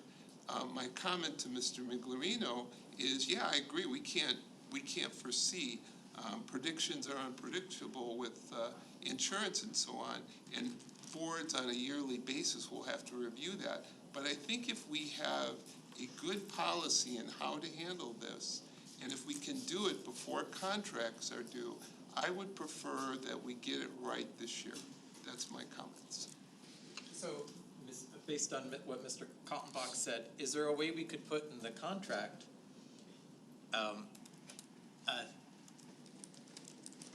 an election of the employee would be able to elect, and then when we meet next month, we can determine what that election is? Maybe we can't figure out anything other than the quality of life healthcare stipend, and that's the only election choice they have. But if we can figure out something else legally, maybe there are employees that would choose to elect the coverage option that the employees come up with, or the board comes up with for next week or next month. But that way you could issue contracts with some kind of election.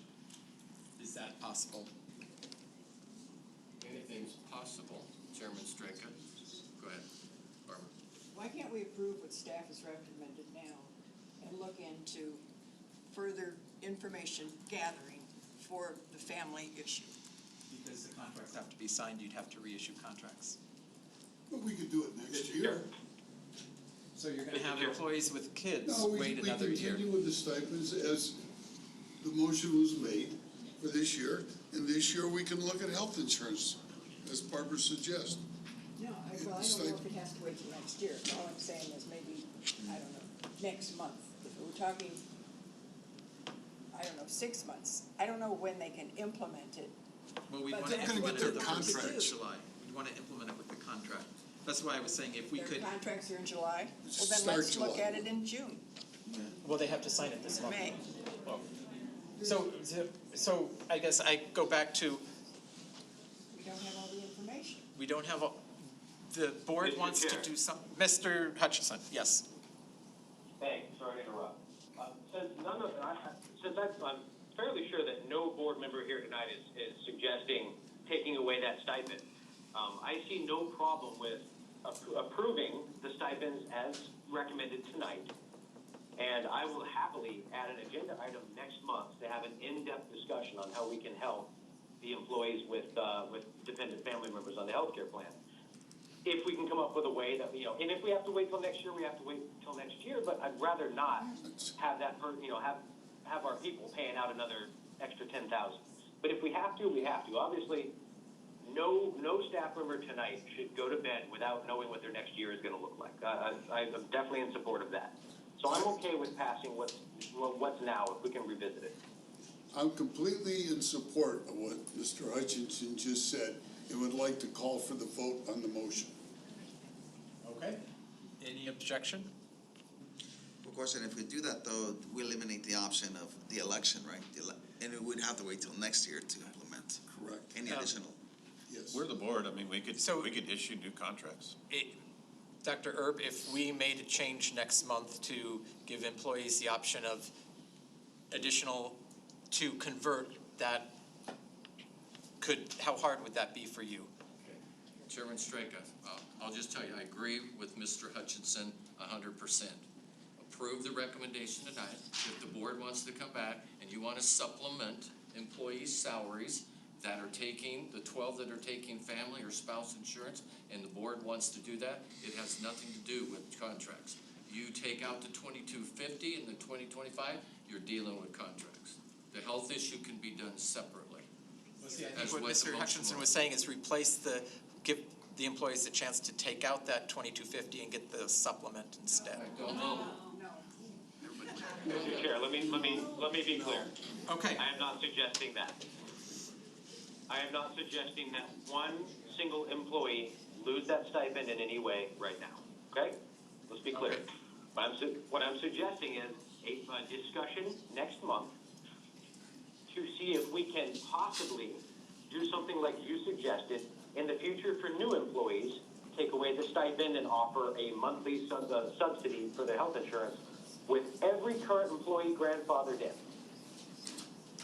That's what I think we should start the discussion with next month. But tonight, I don't want any employee to think they're losing $1 on this stipend, because I'm not suggesting that tonight. So then we're only looking for future employees, so we can do that next month, and there will be no new contracts. I believe Dr. Erb knows most school districts don't pay for family health insurance. And the reason they don't do that is because the insurance company can really control. You can take it away or not, or give it and that. But you're at the mercy of the insurance company. If I'm correct, and I don't have any empirical data, but I don't believe most districts cover. I'm not against it, don't misunderstand me, but we are just following what's been precedent in the school district because of the limited funds in Arizona. Right, so two things, we're not saying cover 100%, but I also would say lots of young teachers are leaving the education profession, and you're saying all of education doesn't cover families. Most. That's because I think coverage for families is a recruiting opportunity for us, and that's probably why education is challenged right now. They can't retain people because they don't have coverage for families. I understand, I don't disagree with that. Okay. So we've called for the question, so we're going to approve the stipends as presented for current staff. All in favor, say aye. Aye. Aye. Any opposed? There's 58 to the other, I know, on cell phones. 58, that's what I thought it was last, I said 58 or 68. I had a 50-50 shot. All right, so that gets us through a couple of items. All right. And so that leaves us compensation increases and compensation range adjustments. What do you guys want to do next? Well, did you cover this one here, Tier? ESSER funds for, so Mr. Chair, if you're asking what we prefer, I'd prefer to talk about salary ranges and then compensation and then ESSER funds. okay, so I do know that I talked to our legal counsel, and anything we do with ESSER funds, it has to go into the contract just like anything else. We can't say, hey, we're going to give you a COVID stipend for the 21-22 school year, because it was not in your contract, that becomes a gift of public funds. And that's one of the reasons we could not approve that last time, is we were talking about the current contract year, and you can't go back and give something for something they already signed. So if we talk about ESSER funds, it has to be for the 22-23 school year, or it's a gift of public funds and it would be challenged in court, and we just don't want to go down that road. Right. So I heard we want to talk about salary ranges next. Sure. Well, the ESSER one was the easy, wouldn't it? I would think that we want to use that for employee retention. I make a motion that we remove the top salary range of all positions. Second. I didn't hear it. She wants to make a motion to remove the salary ranges. For all positions. But not, well, to convert them to hiring ranges and remove the cap. That's right. What have we had? Mr. Chair. Yes. Thank you. So, I've spent the last couple of weeks doing a lot of research on salary caps on the city side and other school districts and in business, and I agree. I think we have, here's two options that I would support.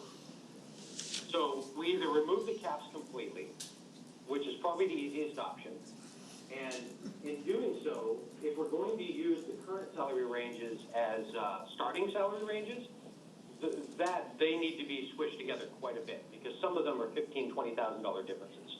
So that would be fine, but we need to reevaluate those starting salary numbers. And the other option would be to simply, whatever we do for comp every year, 3, 4, 5, 6%, that we just move the ranges all the way up. I think that gets more complex as time goes on. But, and I also want to address, some of our ranges are entirely too low. We have, I think I saw an hourly position starting at $13.10. That's not okay with me. We shouldn't be paying anybody under 15 for the lowest position. So I worry about throwing a flat 6% at somebody, because that's great for administration, not so great for clerical. So I want to suggest that we maybe up the range a bit for the hourly employees when we get to that point. But for the ranges in general, I support either removing them or raising them up. Thank you. I agree. Let's call for the question and do it.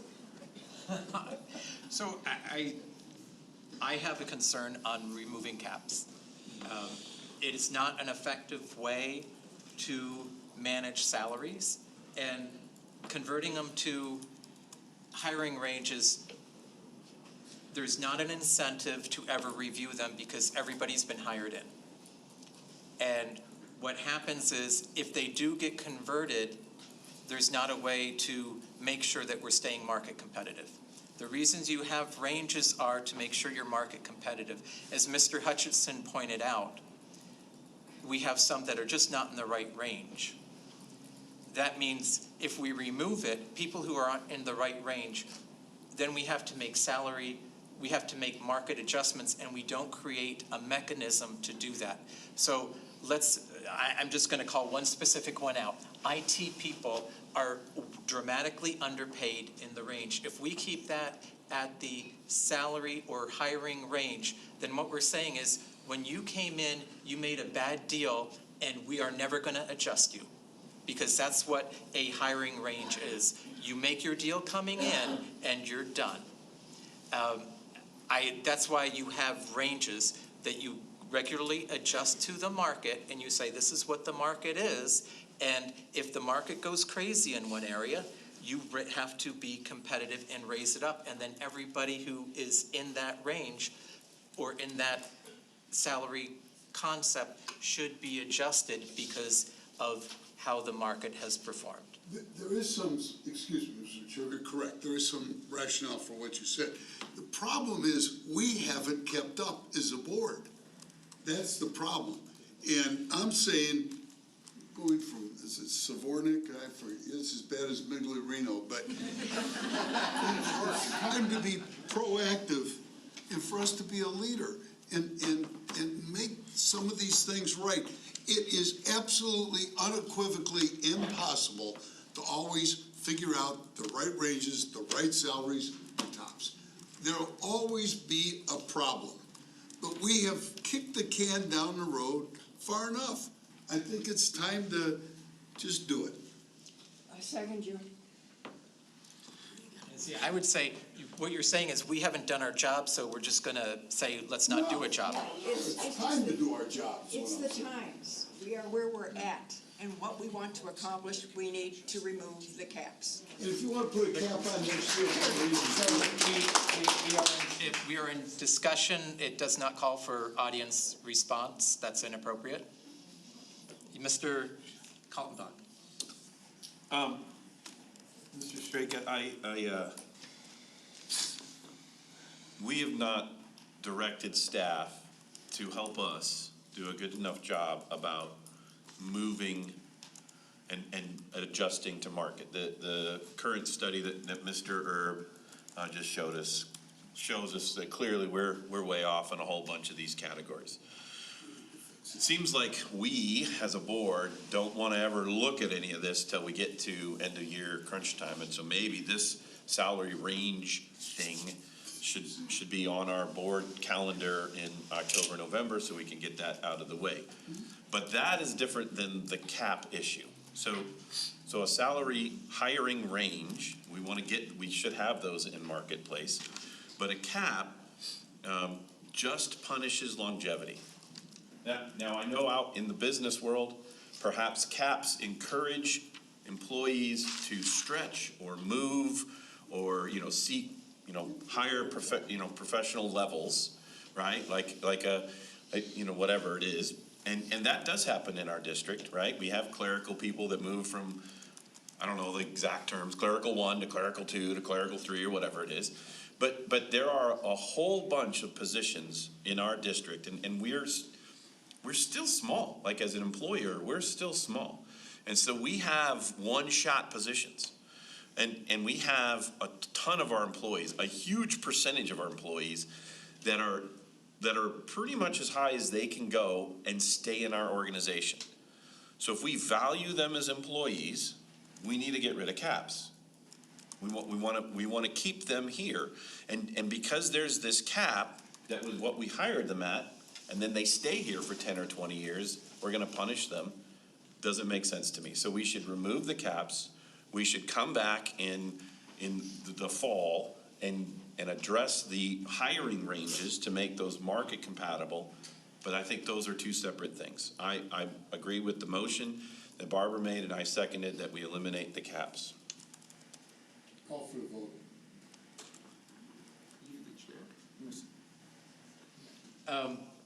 Mr. Ramirez. Yeah, Mr. Chairman, yes. From what I've heard too is that the caps is not actually something that's official policy, right? It's just something that's kind of been agreed upon, so. They're not a cap, they're a salary range. They've never been called a cap, but most organizations have a range. Yeah. And it's because, you hire people at, this is what the market range is, and same thing with education. It also is a way to control the budget, because if you think about it, as people go above the range, we also have you saw a 12% cost of the pension. And then the pension so roughly a pension has a value of 2.1% for every year you're in the position. And then unless you're here 10 or 20 years, then it goes to 2.2 or 2.3%. And if you do the math, that's roughly 42%.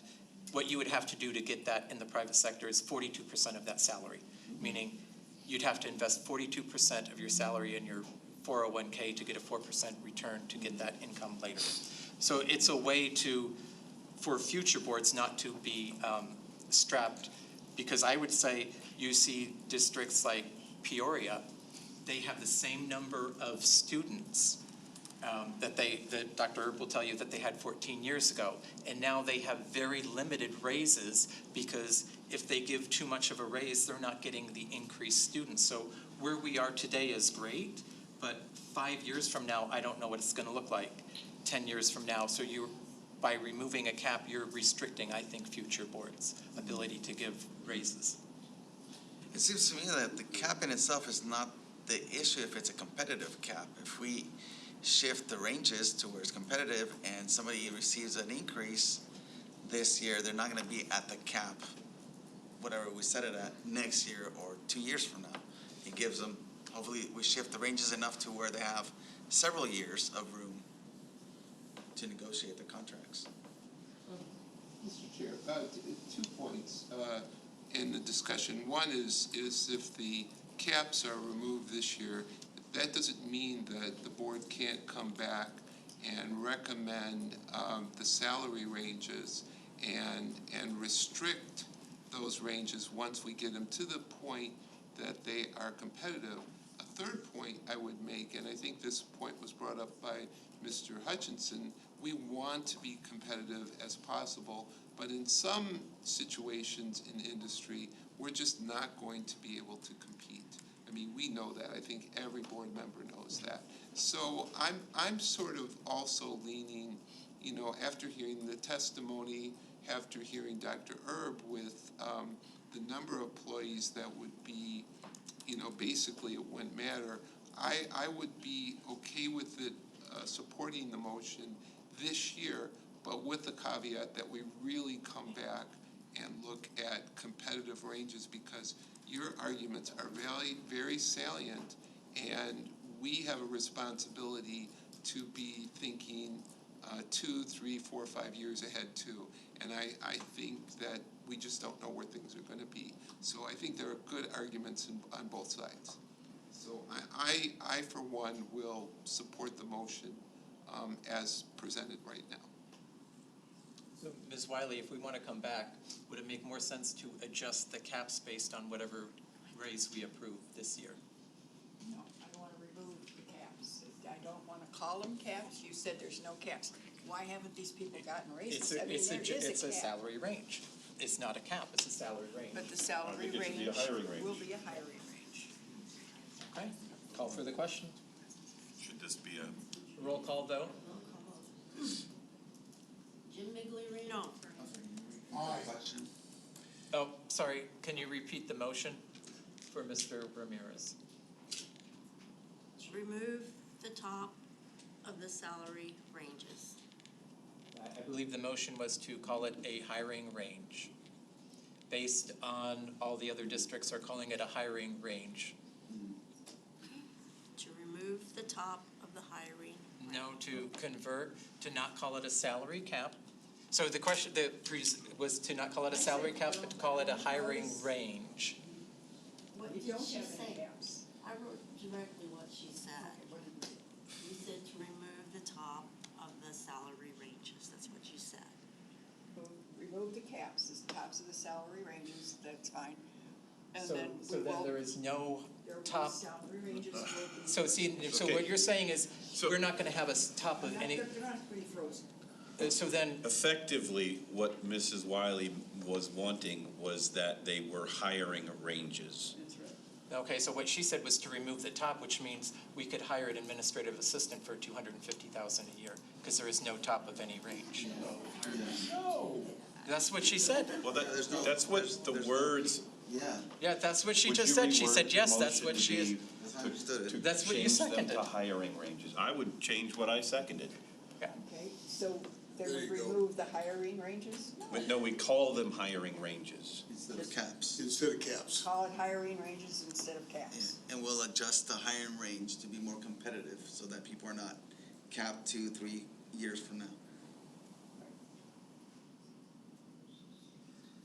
Okay, so do we have that?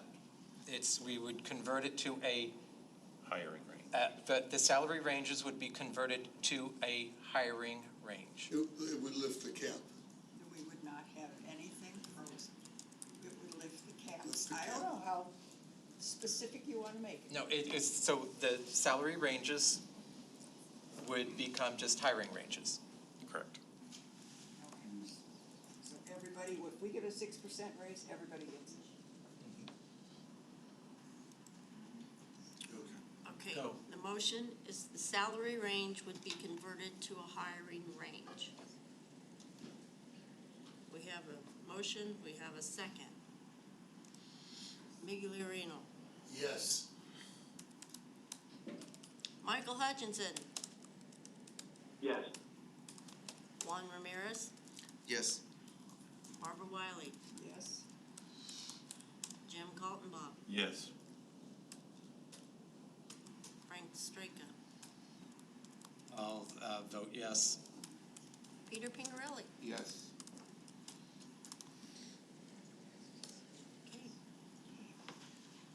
All right, that brings us down to the compensation increase. Again, we are I appreciate the comment, but we are in board discussion and we shouldn't have audience response, but thank you. Moving on to raises. Yes. Yeah, you know, one of the things I would really like to see the board explore, because if we look at our competition districts, they have really not done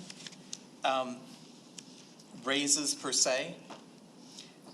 They have done more stipends with minimal raises, $1,000 stipend or so.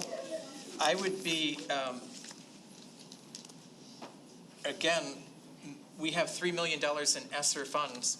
I would be much happier to see something like a 6 or 7% contract fulfillment for everyone who completes at the end of the year, and then maybe just a 2% raise to the base. So basically, you complete your contract and you have a 7% or some number at the end of the year.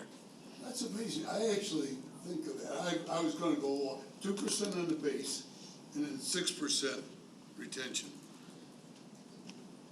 That was my thinking. I think with I got it inflation. written right here. I didn't make that up. I think inflation, and we have $3 million in ESSER funds, a 7% is a more significant, because that's roughly $3,500 for a $50,000 employee, $7,000 for a $100,000 employee. I know the math. I agree. But I think it's time for us to recognize, and I'm not trying to be, you all know I was a teacher and administrator, that's no, and, you know, I forgot to tell you one story. My hot water tank broke. What the hell's that got to do with it? Okay? So I've taken a cold shower, freezing my butt off. All my buddies that are in construction are out of town or at an educational fund. So I call Angie's List to get a plumber. The first guy that calls is a guy from King Charles Plumbing. He said, it was 11:45. He said, I'll be there at 1 o'clock. I'll have a professional A.O. Smith tank. I'll have it installed by 2. And he did. And I could install a tank. He did an absolutely perfect job. And I said, where did you get your training? He said, West-MEC, the Northeast campus. And I'm telling you, the kid did a so, you know, that's the kind of people that we've brought up and we're doing. And I think it's time that we recognize and make a significant contribution to them. That's my thinking. Mr. Chair. Yes, Dr. Pingarelli. Hi, thank you. So I agree with what is being discussed. However, I've also heard the testimony and employees talk about, you know, inflation, and who is affected most is our hourly workers, our classified, and I would like to see us do a little bit more than 2% for the hourly workers. You know, it may be a token of 3%, but when you look at a lot of our employees who are younger, they're living in apartments, they're having to move out of their apartments. Their apartments are $500 or $600 increase. You know, and I think we need to do just a little bit more. You know, I would entertain So there's not a motion on the floor, Dr. Pingarelli. I know. If you'd like to make one. I will make a motion. I will make the motion. I will make a motion that we have a 2% increase for administration and for certified, and a 3% increase for classified for this fiscal year, with a adjustment using ESSER funds of 6%. If I got that correct from the discussion. as my motion. Is that? Would we, I think I was suggesting 7%. I would like to have I agree with everything you've said, Dr. Pingarelli. I would like to see it consider 7 or 8. I agree with Mr. Strake, at least 7. So, But I won't get mad. well, I need a clarification thing, though. So the ESSER bit would just be stipend, it's not being added to the base. Correct. And that wouldn't come till the end of next year. Right, so you would have to like sign, you'd have something like, you sign your contract by a certain date, and then you complete your contract and you get a 7%. Correct. And that comes from the ESSER funds. And that comes from the ESSER funds. Yes. And that comes from the. And that's a lot of what the other districts are doing, but they're giving like $1,000 or $2,000, which isn't very much. And then they're giving out, like, Agua Fria gave 1% to all staff and then $1,000 retention stipend. Let's see, Peoria gave 2% with a $500 retention stipend if they sign by a certain date. But that's not all, you know, so 1 to 2% seems to be the raise. Pima gave 1,000 to all base, which is probably 2%. So a 1 to 2% seems to be the range that everybody's doing, and then using their ESSER funds up as well. If I can. Is there a second to his motion, or? No, yeah, I'd second it. I'll amend it to 7%. I'll second it. Okay. But I also want to I add, didn't get it written down. Okay, the motion, 2% increase for administration and certified, and 3% for classified, with what additional percent? 7%. That's an additional above the 2 and the 3. yes, A contract fulfillment is what. contract fulfillment, they complete the year. 7%, okay. And Mr. Chairman, what I wanted to say is, and you all have heard this from me before, I've only had 40-some years in Arizona, and I am grateful to Dr. Pingarelli's wife, who is fighting for funds for education and CTE in the legislature. But I am absolutely fed up with the legislature not doing their job in adequately funding education. I'll make a public statement. You can defeat me next time at the polls. And I don't care. But, you know, for us to continually rank 47, 48, 49th, or 50th out of all the states in the money I've heard this for 40 years. If we just give this much, we can get by another year. So what I always hope is that 7%, that somehow the state will come up with enough money that we can sustain that. I just had to say that because I just think it's time for Arizona to adequately fund education. Sorry about the soapbox. Mr. Chairman, Yes. I know. Mr. Chair, Mr. Hutchinson. I'm sorry, I think I talked over Superintendent Donovan there. You can go ahead and complete your statement if you need to. He was jumping in too, so you're both called at the same time, so. Let the board member go. He says, let the board member go first. Okay, so as I've stated before, and I believe then and I believe now that the ESSER fund should be spent on students and student only, because we can buy electronics with it. We need a lot of electronics. Also, there's something that my colleagues need to realize. We can't do this every year. We can't give 7-8% in a stipend every year. So as good as it's going to feel to everybody now, there's going to come a time next year or the year after where you're going to have to take this money away. We cannot do this long term. We're not saying that. I'm not finished. Thank you. I'm not finished. Yeah. What I'm saying is, what you're wanting to do is create a new stipend, and you know once you create a stipend, you can't come back, or else then you're taking money away from people. So it's really great, and times are tough. But if we're going to make it up to our employees, we should do it in the salary itself. And yes, we're going to eat the pension costs from it, but we should, because we should be taking care of our employees' pension and their future retirement. We shouldn't be trying to avoid paying pension benefits. If we can't afford the pension benefits, then we shouldn't have the position. I think if we're going to get an increase, we should bake it right into the salary and stop this stipend nonsense, because it's just going to grow and grow and grow and grow. Thank you.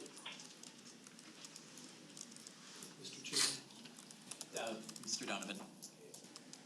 A reflection that I have on behalf of the people that Dr. Pingarelli is most concerned with are classified, but really all employees. I fully appreciate what's being discussed on behalf of the board and, if you will, the 7% retention. But going to where you went, Dr. Pingarelli, the people out there that are facing these huge rent increases and other increases can't wait till next August of 24-3 for that money. That's why originally we were saying some on the front end and some on the back end. But a 2 or 3% on some of these salaries is $1,200 or $1,500 a year. You divide that by 12, it's $110, $125. That's not going to fix this $500, $600, $700, $900 rent increases and other things that are happening across there. I just want to remind the board of that particular issue because of the concern raised. People need help now.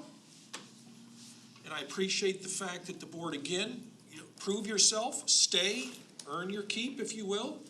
I understand that, but I really would like to encourage the board to consider something on the front end because the bills don't stop.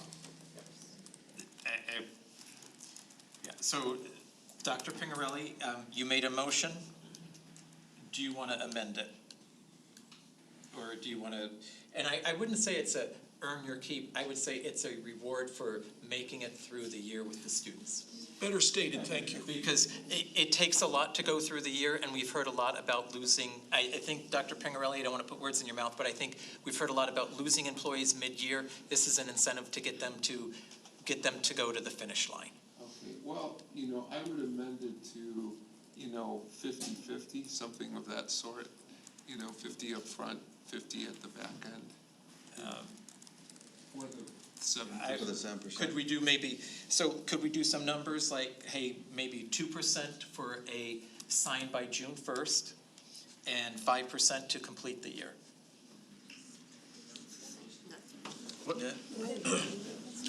Frank, you're going down from 7 to 5. No, so there's a 2%, so the 2 and 3%, like he said, but split that 7%, signed by June 1st, you get 2% by August 15th, and then 5% to complete the year in July. So, Mr. Straka, I'm a little confused. On the, staff has recommended some flat rates on the ESSER funds. And then we're trying to convert the ESSER fund thing into percentages.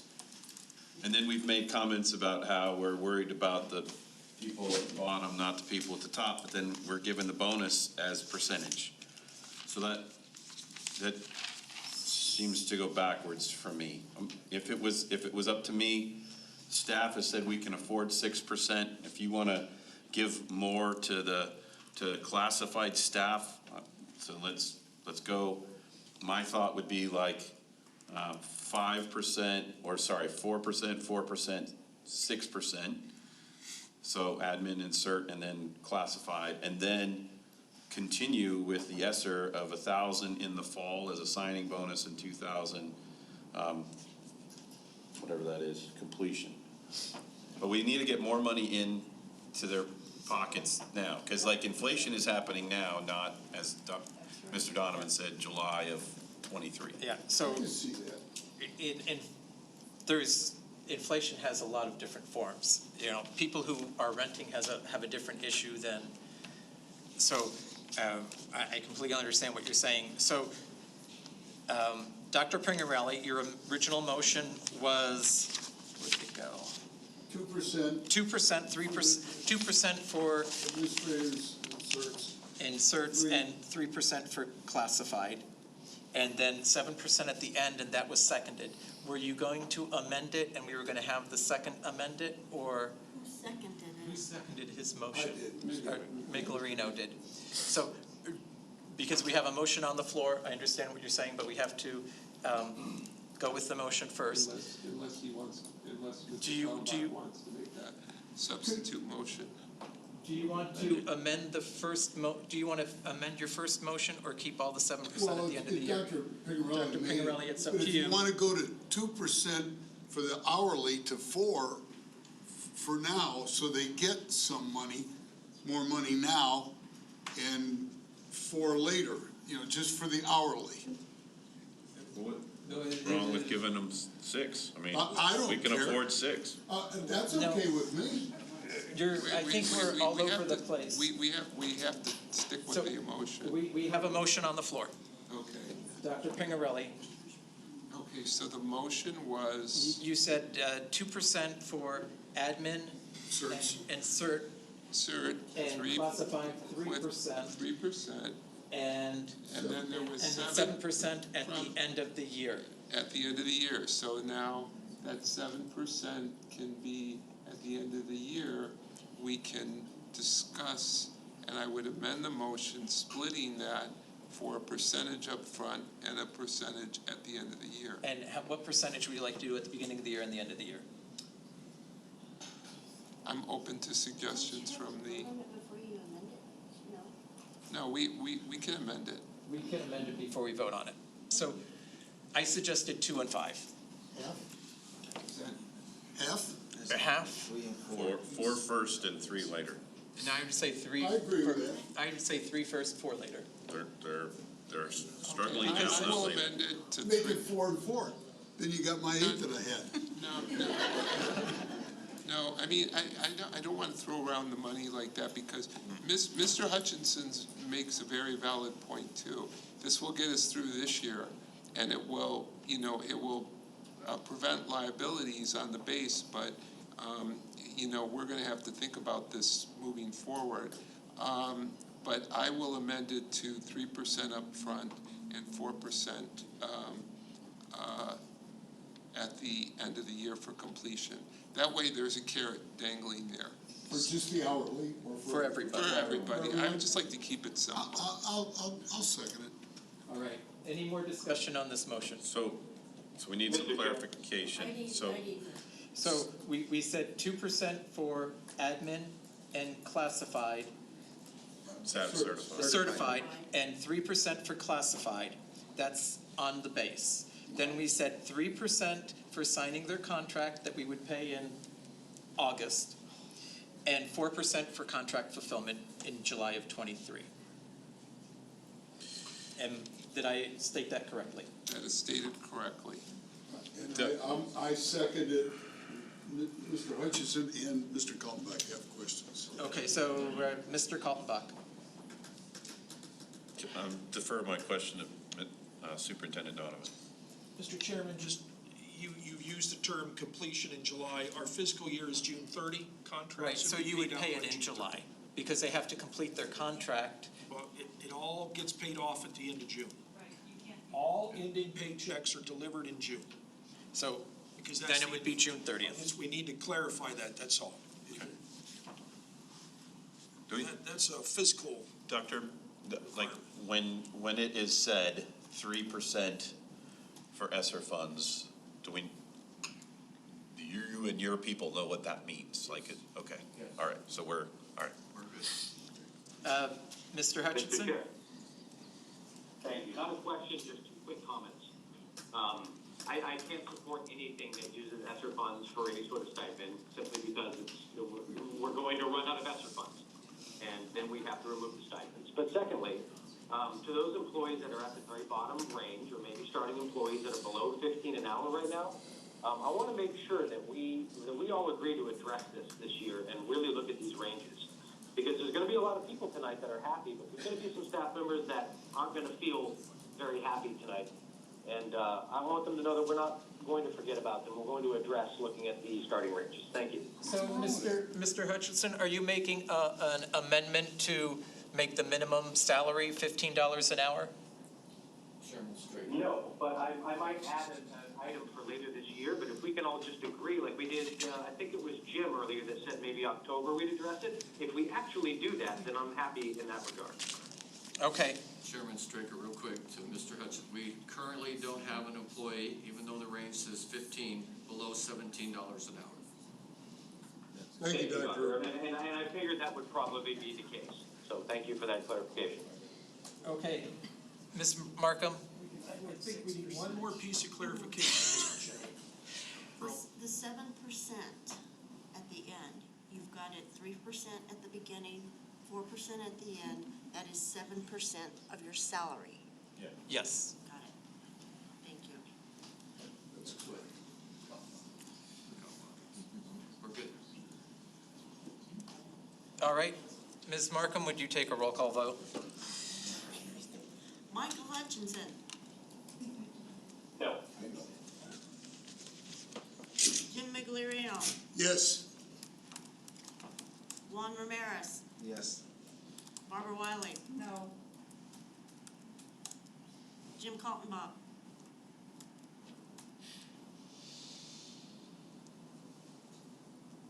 No. Mr. Striker. Yes. Peter. Yes. Okay, motion passes 4-3. Do you have his? Yeah, he was a no. All right. Is there anything else I missed on this item number 12? No. All right, moving on. Thank you, everybody. Moving on to item number 13, you can see on their calendar of events, a think tank coming up next week, Alliance bowling event, main event, that is probably the same night we are interviewing superintendent candidates, and then staff meeting and recognition ceremonies. There's been some emails gone out. Please help coordinate with staff of when you can attend recognition ceremonies. Moving on to future agenda items. I think I heard. Mr. Chair? Yes, sir. I'd like to have an item next month for discussion and possible action, discussing the quality of life stipend and possible changes we may decide to make. And any relevant data or info from staff would be appreciated, and I can be more clear in an email about that. Yep. So we want to talk about quality of life stipend and family health coverage options. Yes, thank you. Yep, completely get that. Anything else? Mr. Miglierino? Mr. Chair, last month, we had a board member that requested that the administration post a dollar figure, an estimate, it has to be, for travel. And, you know, that's just one board member making a request, and all of a sudden, I see it met. I don't have that need. We pass a budget. The budget has in it the amount of money put aside for travel. We also get a copy of every check dispersed to every person that traveled. So that can clearly be looked up when you receive your board packet and the vouchers. So I don't, as one board member, don't see that need.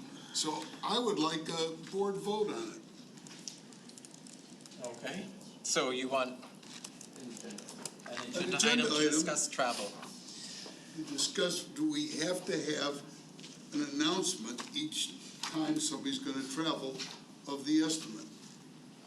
Mr. Chair, as a follow-on to Mr. Miglierino's, there is a salient point there that if one board member, at least we should have two board members requesting maybe this can be put in as a new policy, that if a board member requests something, it, for a 5-member board, for example, one board member requests a report or something special, usually requires 2 board members to move that forward. Some school districts have that policy. So I'd like to add that as an agenda item to consider a policy with what would cause movement by the board to give instruction to administration.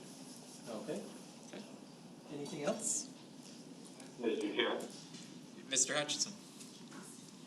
I've never seen anything agendized about a board member requesting information before. Is that going to be the new policy? Do we have to have a board vote every time we request information? No, I think what Mr. It's Dr. not what I Pingarelli said. is requesting is that if we request a report or something, it should be at least more than one board member. For a major item. Does any one of my colleagues think that you should have to get a second board member to look at information? So let me be clear on this. No. I asked for travel numbers from Ms. Markham, which she delivers to me privately and not on a public agenda, and a board member has a problem with that? That's not what I said, period. So Mr. it's a Chair, future agenda item. We're just gathering future agenda items now. for discussion so that we can discuss that, and maybe it stays exactly where it was, Mr. Hutchinson. So I just wanted to get clarification so that the board has that, so that way there is no, there isn't anything that would prevent that. Thank you, Peter, and I'm happy to have the discussion next month, but I just wanted to be clear that it was an information request that I had, and we've never had to debate the validity of an information request before. So I want that made clear, but I'm happy for the discussion. Yep. Anything else? All right. Next up, I would entertain a motion to go into executive session. Just for the audience, what this executive session will be is we will review some of the candidates who have privately submitted to the for the job of superintendent. There will be no announcement of candidates until we have selected a candidate. That's a kind of a privacy thing, or we have to follow certain rules. So we won't have any kind of formal announcement at the best. I would love to have one at the May meeting, maybe earlier, but just to kind of set your expectations, there won't be anything exciting coming out of tonight's executive session.